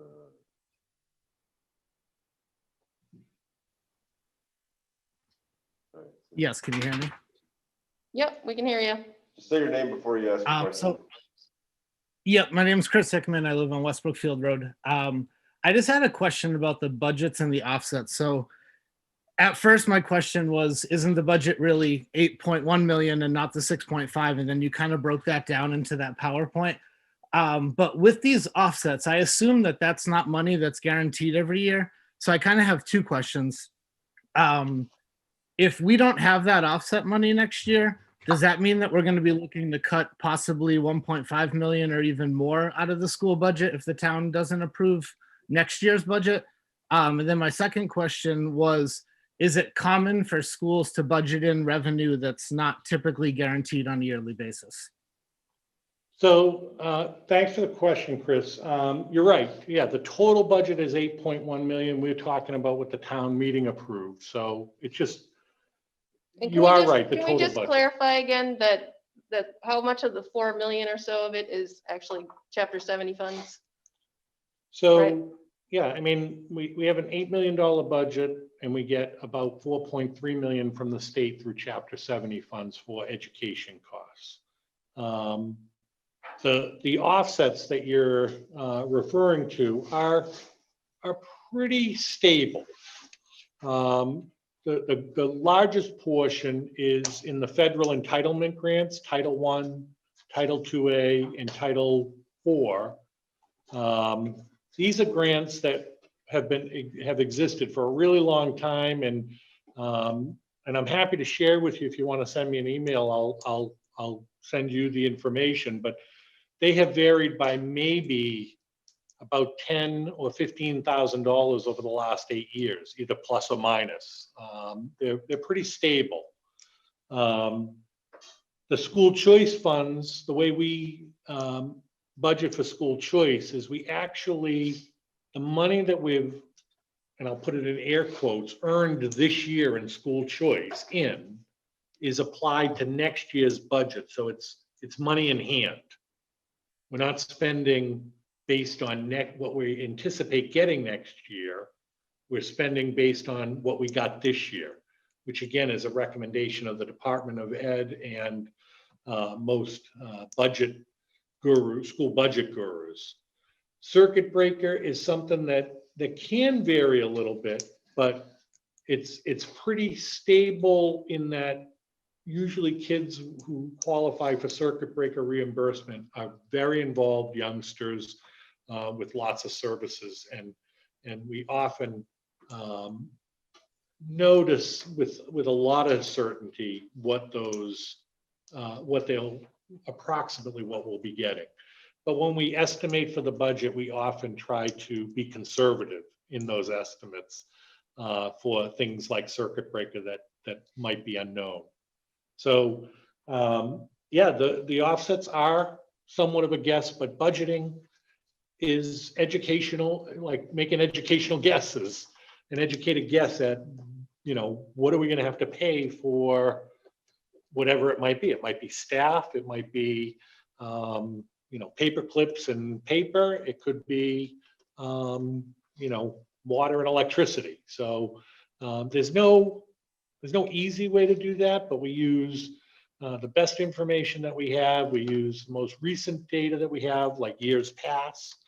In a case like next year, we don't use last year or this year. We go back to 2019 because some of the costs are very different this year, given the year we've had, and definitely last year when we went, all remote in March. So, so we try to do it in a way that makes sense and has some logic to it.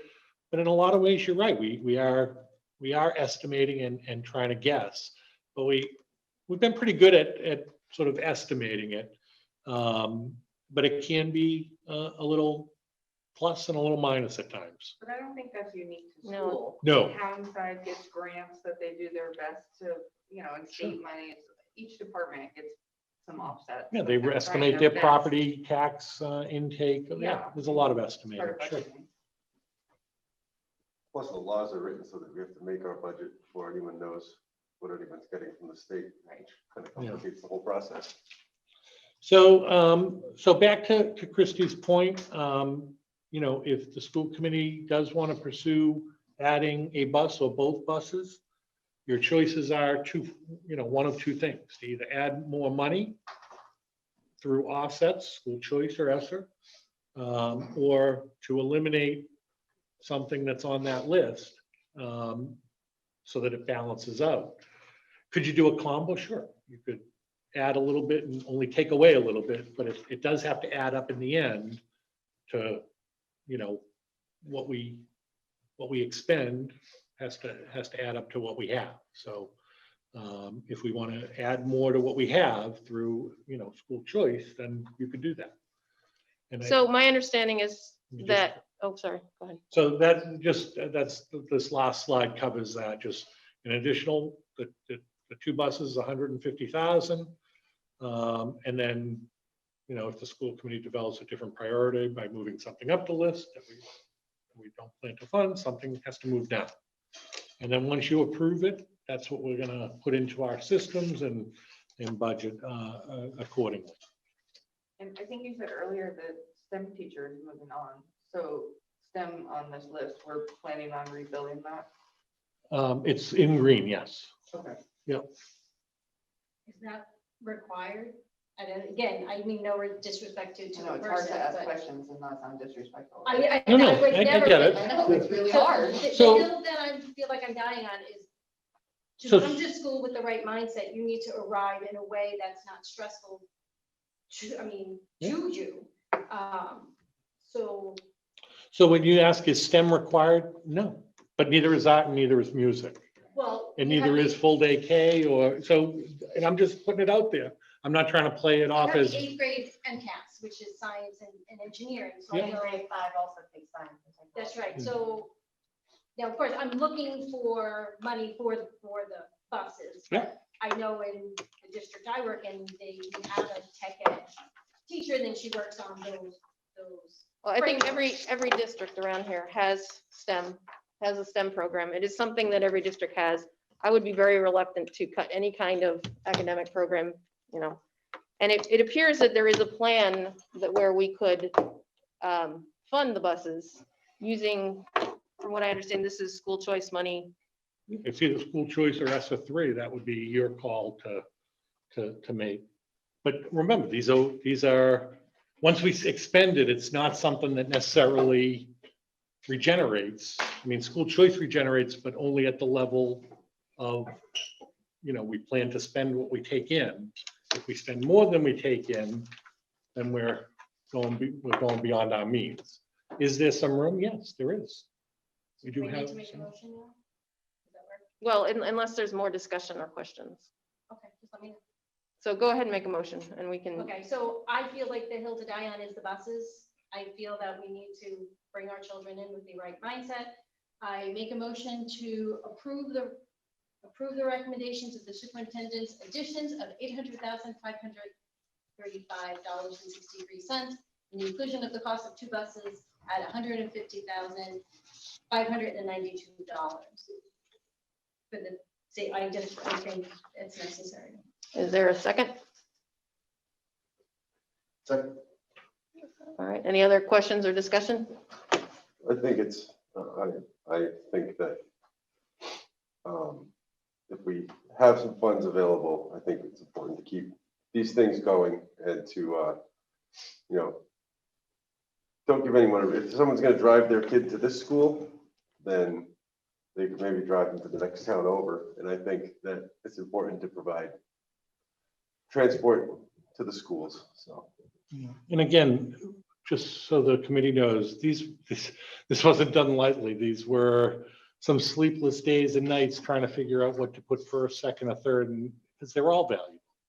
Yeah, They really are. I think the town really stepped up at the town meeting too. So I think it's worth it to show that we hear them and they're supporting us and So just to clarify, the motion is to fund everything, what's in green and what's the buses, not the dual enrollment, with school choice money. Agree. I don't know. All in favor? All in favor? Okay. All right, thank you. So now that that's voted on, have we ever, and I don't want to create a hoopla, have we ever considered a school bus fee or permit or? So it's a great question. Obviously, we're not gonna raise 150 grand, but just something. I'm just curious. Well, actually, there's been some proposals as well about timing of school as well, that could, or would that actually? So I did talk to several superintendents about this, because again, you look, how do you create some intake? They felt like it wasn't worth it after going through it. You know, in a municipal district, you know, like a small, they said the amount of time and energy that just to gather it, to have some parents just say, well, I'll just drive my kid. And they ended up losing a lot of bus riders to collect a very small amount of money. They just felt like it turned out for them not to be worth it. Are there districts that it may be? Yeah. But I spoke to 3 or 4 colleagues because, again, trying to think outside the box, say, how can we do everything? They were really not in favor of it. They just felt like in the end, they lost kids off the bus. The parents who couldn't afford it or whatever. And, you know, we always say we'll support parents no matter what they need, you know, their financial status shouldn't. But if they don't say anything, they just a lot of parents pulled their children off the bus and tried to get them there on their own. So I would suggest maybe if that's something that we're interested in getting a little more detail about, maybe Mr. Lynn, you could come back next meeting with more information about how it worked, how potential transportation fee might work or might not work. But moving on to our next item, school committee reorganization. So this is for the subcommittees. We have 2 subcommittees. We have a policy and a contract negotiations subcommittee. Yeah, per the policy that that the school committee approved in 2019, established 2 standing committees. And the 2 years that we've done this, we never did it in the reorg meeting. We let the sort of chair, vice chair, and secretary be elected and then come back to the next meeting. And so we need 2 members for the policy subcommittee and the negotiations subcommittee. I think next year we have teachers and custodians on tap. So that's the negotiations policy. We, I think late last year, completed a complete review of our policy manual. Now, next year is the process of starting the cyclical review, so we don't end up in the same place we were when we began this with policies that were dated 1976. And I wasn't quite didn't that bad. apply. Yeah, well, 1996. it was at least 1 or 2 76. Yeah, that's true. But anyway, so you know, I'll ask the chair how she wants to proceed in terms of you know, maybe some interest from people. And So is anyone have any particular interest in the policy committee? Policy. Okay, so I nominate Mrs. Omasta. Yep. I nominate Mrs. Omasta for policy subcommittee. I'll second that. Let's second that. yeah, sure. Is this one, this is a voice vote, right? Yeah. And so this is a voice vote, so no.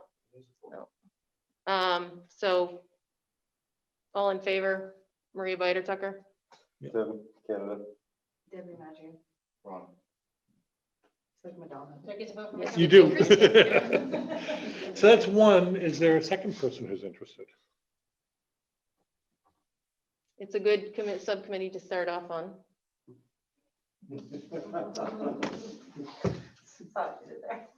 What's that? I thought you did there. Need another person if anyone's willing to volunteer. I'll do it. Okay, so I nominate Tim Canada for the policy subcommittee. I'll second. All in favor? Maria Whiter-Tucker. Tim Canada. I'm Chrissy Master. All right. And then we have the negotiation subcommittee. Anybody? So I have done that, and I am willing to continue doing it. Can you self-nominate? No, I think you need someone to do You it. need someone to know, do it. for I me. nominate Maria. Sure. All in favor? Maria? Tim. Chrissy. So Tim and I did discuss this. He was willing to do the contract negotiations subcommittee. If there was anyone else who had an interest. Yeah, I can do it too. That's whatever you guys want to do. I'm fine either way. You got the regionalization stuff. That's true. That's gonna be a big, Yeah, so I'm good either way. If you want it, I'm good. okay. I'll do that. I'll nominate Tim Canada for the Oh, contract. someone asked if we could put this, Mr. Lynn. could Oh, stop yes, sharing. sorry. Yes. I should stop sharing. My fault, sorry. We wanted y'all to take notes really good. Oh, do we second him again? Yeah. We did, okay. No, actually, we didn't. I nominate Tim Canada. Sorry. I'll second. All in favor? Maria? Tim. Debbie. Chrissy. All right, thank you, Tim and Christy. Maria. Thank you. And Ron is volunteering for the regionalization one, which is Okay, work it out for you. that's a big one. I'm not sure he made out the, All right.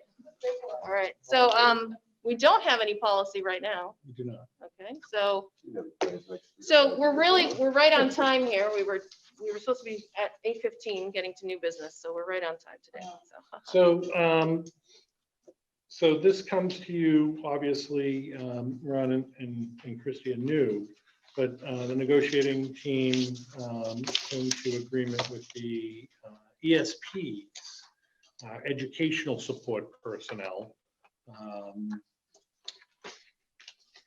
And they adopted they voted approval of the MOU for the new contract in mid-May, before our, or just after our meeting.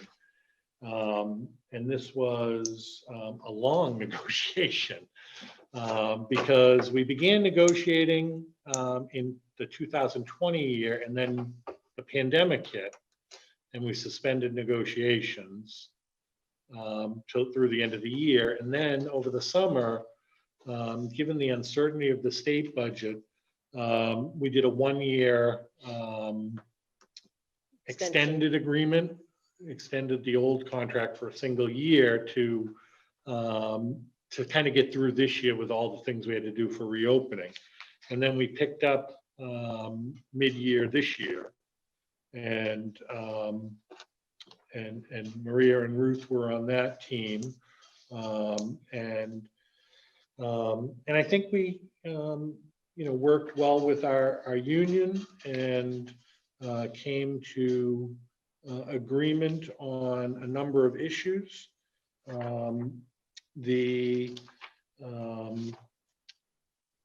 The major pieces, and as always, the major piece is always financial, calls for a 2% increase each year. This is a group of people who are extraordinarily low paid in comparison. And one of the key pieces that the union was looking for was to try to move them to minimum wage because they were below minimum wage. And the committee negotiating team had the same feeling that the people lowest on the scale needed the most support.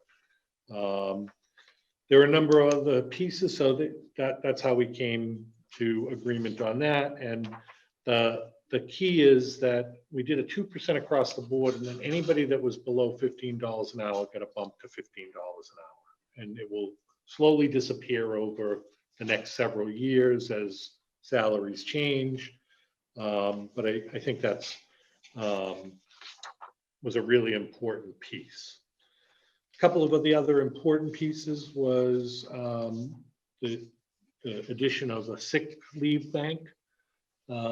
Sick leave banks, if you don't know, are members sign up and they donate a couple of sick days and it goes into a bank. And if anybody suffers a situation where they use all their sick time and run out, it can be provided for them. The teachers did this a number of years ago and they're loaded with sick time. We've used it we've tapped into it a couple of times for staff, but Well, it's really important, I think, when people have a catastrophic illness, because Yeah, obviously that is. totally about that. This is not something that someone in, May who runs out of sick time says, I need a day. It's really a process that's associated. And in the packet is the attachment on the language for that. We also added an orientation day to start the school year. That was always a challenge for us getting the year started. Teachers have new teacher orientation days, but our instructional assistants never did. So they'd walk in the first day, kids were here and they were brand new. They didn't really know. So we got an orientation day added. Personal days, we've cleaned this up a little. This is in most contracts where staff cannot take personal days prior to or after a holiday period, before or after a long weekend. Personal days are for personal business, not to extend vacation periods, so to speak. We incorporated some of the other side letters that we had. There was a retirement letter that was signed in December 2018 that was never added to the contract. And it just covered some cleanup language that just should have been and was negotiated in, but never made it into the contract. So it was a side letter to add that. I think those are, I'll catch all the big ones, Maria. Yep. Sure. So Maria and Ruth and I worked with Kevin Bresnahan, our attorney, along with our union counterparts, and I thought this was a fruitful and well done negotiation. Mhm. Yep. So again, without sounding like I disagree with it, because I don't, because everyone should make 15. What does this add to fixed costs for next year? And is that already built into the budget that we just approved? So as we build the budget, and we started this when Sheila LeBlanc was still in the seat, she built in, and Mary Beth continues that, an increase. We built in an estimated 2% increase. But also bumping everyone to 15? Yeah. Okay, so that's in what we just approved. And do you know what the difference, the delta was in fixed costs? Off the top of my head, No, no. I mean, it's not bus money. I just didn't know. Yeah, I mean, I can, we did all the math. Yeah. We had I don't remember. 1,000 Actually, spreadsheets, It so wasn't, it was, because of some retirements and stuff, like, this includes the food service, and so because of Diana Ryan's retirement, the, person who replaces her would be paid at a lower scale, so it's sort of, it really was a very small increase, actually. Okay. Any other questions? There's a question on here. This is just to be clear, orientation day for ESPs is a day for new hires. yes. New hires, not people who have been here. It's an orientation day for new hires. So it probably wouldn't include a whole lot of people anyway. No, not usually, but it's really hard for them to get going Oh, without no, a no, no, day. that's not what Yeah. I'm saying. No, I know. I think orientation Like day them for to know new what room they're employees going to before they get here? is essential. Speaking as someone who That's sometimes never what we've received done. an You're in orientation. here. So if there is no more discussion or questions, we have a motion to accept the ESP MOU. We'll move to accept the ESP MOU. I'll second. All in favor? It sounds so fun. ESP MOU. I know, that was the easiest Song. one of the night. It's a song. No, Oh, yeah. it was all no opposed. Okay. No opposed. You didn't include this. Huh? Did you not include, you didn't include this? I didn't have it in the packet, but I put it in the Yeah, in the no, folders, but I did put it on there. okay, so I can look at it Yes. without looking at it. All right, so the next is the superintendent's evaluation. So we probably should have done this earlier in the year, but this year was kind of a really difficult year for, gosh, I don't know why. So I know that Christy and Ron, you know, have expressed that they're actually going to abstain from this vote. Totally understandable because they're new members.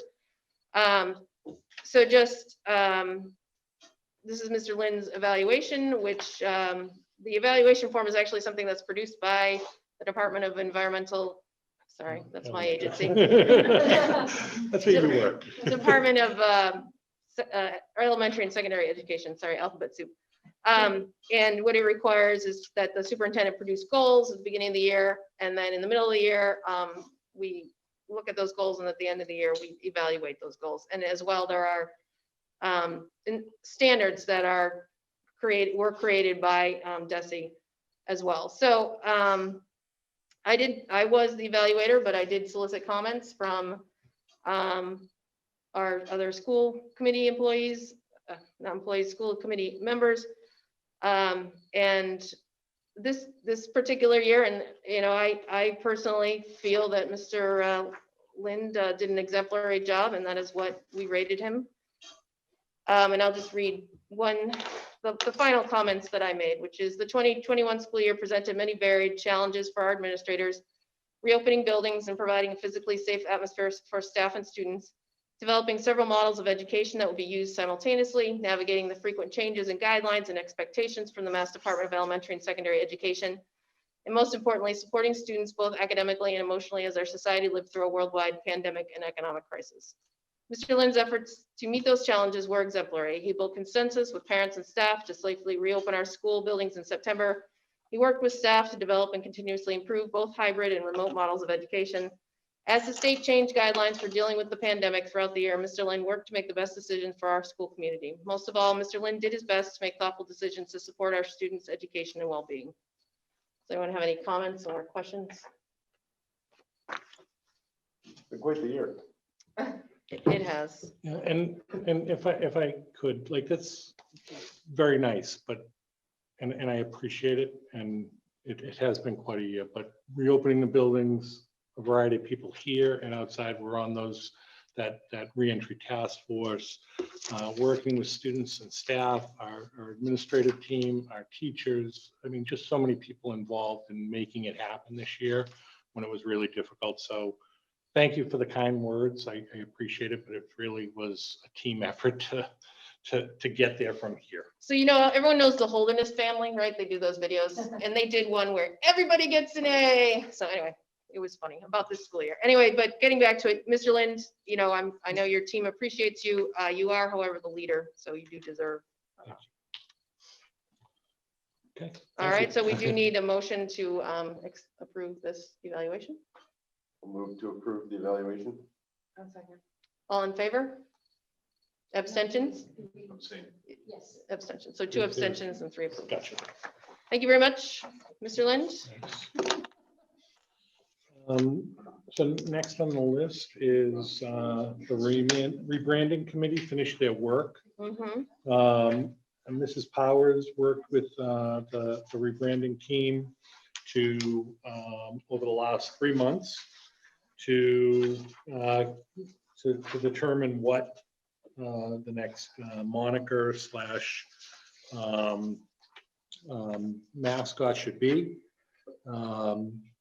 They conducted surveys, they met regularly, they worked with Jake Messier from Herd Strategy, and the final recommendation was the North Brookfield Bobcats. This is what was just handed to you, kind of one of the final. Yeah, so this is the final rendition of the whole image, as well as the font that the committee chose.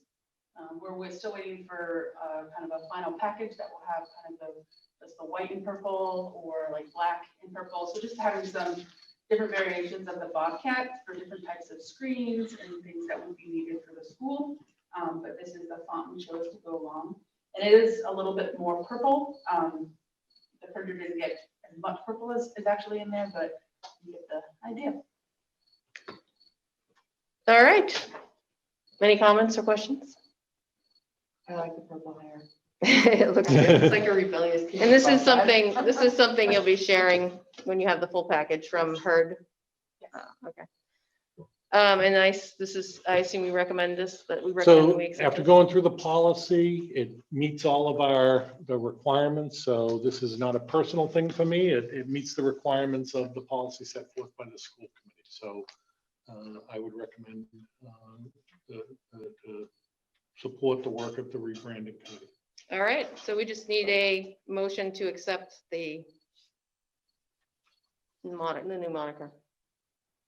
I have a quick question before we, Mhm. is this is a motion just to accept this? And then we're not really taking any other action besides that right now, right? We're not, Well, I think it's the same as it always was, which is things Yeah. won't be replaced until there's Right, money to be okay. replaced. I just wanted to Yep. be clear on that. Yep. Well, I'll move to accept the committee's recommendation of North Brookfield Bobcats. I will second. All in favor? Any or you can abstain? You want to abstain? Or opposition, I'll yeah? abstain. Okay. Just because I think it, Yeah, sure, that's fine. So 3 in favor, 1 opposition, and 1 abstention. All Thank right, you.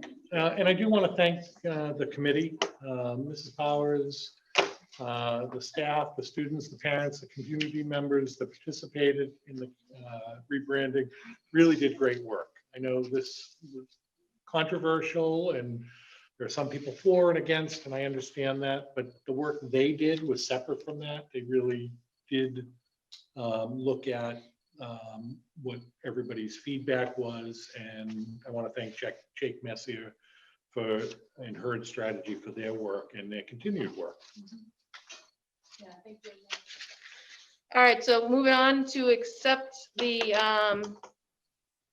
Southern Worcester County Educational Collaborative. So this is the third quarter report that I neglected to share with you appropriately at the May meeting. Yeah.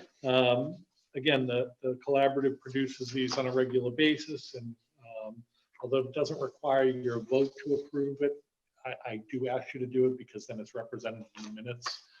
And isn't this a way that we actually save on costs, right? Because we work with this collaborative Yeah, and we work with surrounding districts. Yeah, being part of a collaborative helps us with some of our funding of programs and services for special education, related services, et cetera. For example, things like physical therapy. We might need a small number of kids who need physical therapy, but it would be cost prohibitive to hire someone. The collaborative hires someone and then they sort of dole it out to us.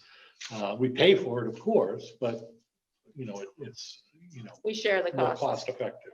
Does anyone have any questions or anything about that, what the Southern Worcester County Education Collaborative is or anything? Then we'll have a motion to accept the third quarter report. I move that we accept it, and I can never say what it's called. What is it called? Swag. Oh, there we go. Third quarter report. Second. All right, all in favor? Thank you. So it's quite a month for donations. Mrs. Maggio is on the list again. I should have a rock star child. I'm gonna give her my truck. She's gonna start unloading her truck here, but so she, as the picture shows, donated another keyboard and a guitar to our music program. Do you want to do these all at one? Do you want to Yes. break them up? Yep, we'll do them all at once. Also in your packet was a donors choose approval. Channing Ford is a teacher. She submitted a request to run a donors choose, which we approved.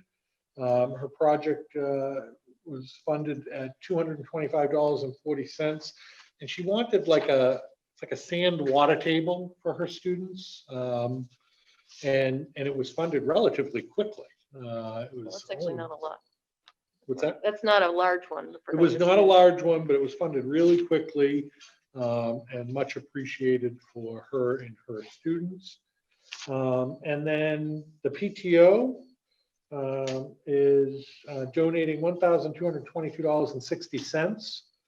There were 5 separate kind of donations. 3 of them were books for the book room, $225.40, $247.26, $118.17. For the gym and for a tuner for music were $237.90, and for library books $393.87. And then the sports boosters. Unfortunately, we had a young man pass away, and part of his, in the In memory of. condolences, it was in lieu of flowers, please consider donating to the North Brookfield Sports Boosters. And they received a total of $1,110 in this young man's name, Dylan Dupree. And that would go to the school gift account from the sports boosters. So thank you to those folks who donated in that young man's memory. Much appreciated, and will benefit kids in our sports program. So I believe we can do a motion to accept all the donations as listed, so we don't have to read the amounts out. So, Thanks, Ron. All in favor? need a second. Oh, second. I second Sorry. and I Oops, sorry. Oh, All in Deb favor? did it all at once. And I move to adjourn. And Deb moved to adjourn. Jeez, I can't keep up with her. I forgot about the school choice thing. Meeting is still open. Yeah, no, I know. I just, so we did have a question from a parent regarding a school choice for the first grade. So in April, so every year, the school committee votes on the number of seats that are open for each grade. And so the number of seats were approved at the April meeting. And the first grade, as it happens, is a larger group. It's actually 47 kids split in half. So it's pretty big for a first grade. But so a family did want to, they have multiple kids in school, and one of them is in first grade. But there were no open seats. And as it happens, there actually were, I think, 3 other families that were requesting school choice in first grade. So it's beyond the number of seats. So typically what is done then we would do a lottery, or the school would do a lottery, and those 4 families, the names we put in, and someone would be chosen. Right. So if the school committee wanted to increase the number of seats in first grade available for school choice, you could do that. But since there is more than one student vying for the position for that seat, it becomes a lottery. So the parent who's requesting the seat might not necessarily win it. But this is a slippery slope, right? Like someone wants their child to go here, we want to admit them, but we have more applicants than we have seats. If you add 1 seat, you still don't catch everybody. If you add 4 seats, now you're up to 51 kids, 26 and 25 in a first grade, and that's getting pretty big. Could you just hire another teacher? We could, I mean, because I think if But- you could, but you're talking about 56,000. We estimate a master's. We estimate, Christie, a master's step 6 for budgeting purposes. And you started after 6. we use, just for budgeting, we say It master's could be step more or 6. less. No, because I did less. I did not know you Right. asked. Well, no, he just said for budgeting purposes. For So budgeting it- purposes. No, so I don't know, Yeah. Mrs. Priestley would know the balance of how this class is. Right. worked. I So- will be, So if you have 51 kids in 3 sections, that's 17 per class, or limiting school choice and keeping it to 23, 24, 25. If you keep it at 2 sections, 23, 24, 25, you have 2 teachers at their current salaries as opposed to a 3rd teacher. It's just, No, but one of the families has other choice in children? Is that what you said? Mhm. So if we say no to that one, we could lose we could, a whole choice in family. Yes, it's unfortunate that we have to be in this position, There's but no, it is, you like, know, school choice does not guarantee just because you have kids who were accepted that the others are accepted. It has to go by right. So it is, but lottery for any it is- open seats. it is a problem in that it's too bad we can't afford to hire another teacher. Someone either, or you don't really want first grade classes of how many kids? 26? Are there options without Well, a I think teacher? we're gonna Oh, see. sorry, Ron, you've been No, trying to that's talk for fine. like 10 minutes. I'm just thinking that we probably should put a motion on the floor first, and then we can have the discussion, because that's usually the way it's done. So I'll make a Sure, motion. sorry, Ron. No, that's fine. So I'll make a motion that we open up 4 more seats in first grade in school choice. Do we have any idea if 3 of, or any of the others have found other options since we said no in April? Or are they all Do we have still a interested? motion? Yeah, I know. Second. Second. Now I do have a question for after Debbie's. No, I'm just curious. So you go and then I'll. So I'm actually going to direct it to you and ask, do you see a significant issue with having 26 students in one class and 25 in another? I do. More than having 22, because that's where you would get, it, right? 23. You know, typically, 23. in the elementary school, small class sizes are ideal. Of course, Of course, right? of course. I would not recommend that you put more students into the classrooms. So you would rather not have any of the 4? I would love to have all the students. No, You need this- you need this There there. we go. Wait, because I'll that just is say, not what I. because I'll say one thing, as a parent, at one point, I did send my son, we school choiced out, he came to school with me. I worked in a local elementary school, and one of the reasons was their classes were smaller. Now, I brought him back because his community was here. So I see both sides, but that caveat of a 16 size, you can't, a gifted teacher can manage that many, but that's where you need the direct instruction. You need a small group of 3. So I think if we do this, and again, I'm gonna go back to the pixie dust, you need the staff. I think maybe that's, actually, I was gonna say maybe that's where we should focus on, but then there's the voice in the back of me that's saying that there's no money. Well, so I think that would be So I'm gonna wonderful. Stop there. Right, I think it would be wonderful to be able to hire the 3rd teacher and then all 3 classes would be smaller. I think obviously after the discussion we've had and the last 2 months we've had, unfortunately, I don't think that's an option. I also have to say to the motion that Ron put forth that once we, it's one of those things where if we want to keep the class sizes at a level that is really optimal, that maybe the better way to do it instead of adding 4 seats is to do the lottery for 1 seat. So that's just, I'm sorry, we could do that without the motion, right? I mean, because you already had the one. yeah, seat this still is just, available. right. Right. I'm just adding my So, thoughts. Right. can I clarify? I'm just asking. So right now, there are 0 seats for Oh, grade sorry. 1, so you would have to increase it by 1 by vote. You have a motion That's and what a I second for Right, 4, sorry. so there may be either an amended motion or Right. some other Sure. thing available, but. Fails, one of the 2, but, yeah. So right now as there are much as 0 it would seats. be, as much as it would be great to welcome all those kids, I think unfortunately, I would have to amend Ron's motion to add 1 seat to the 1st grade, and then we would have a lottery. Is there any other questions or discussion? I'm fine with that.